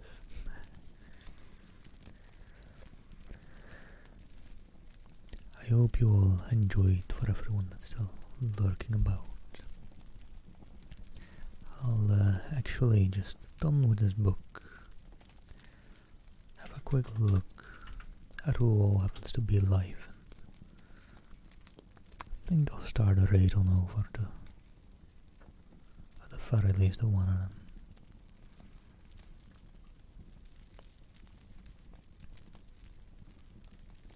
Let me see.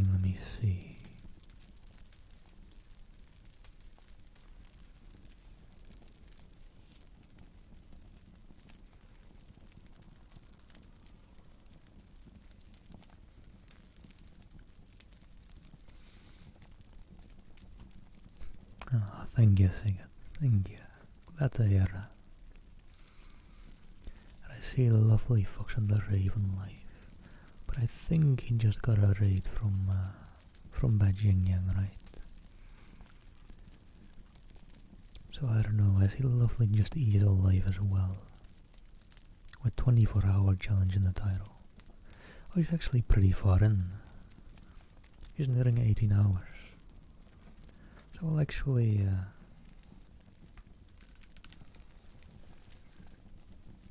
since I'm actually interested in seeing how the 24 hours is going, I'll rate you all on over there. He's currently doing some art, it seems. Some lovely art, actually.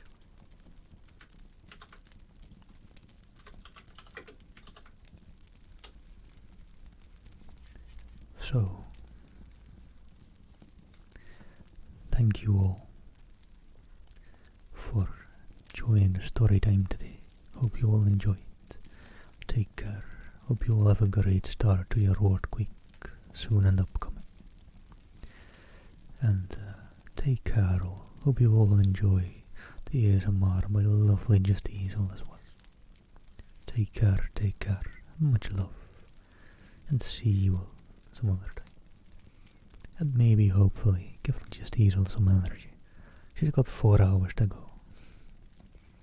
Wait, 6 hours. I'm good at math, I swear. See you all some other time.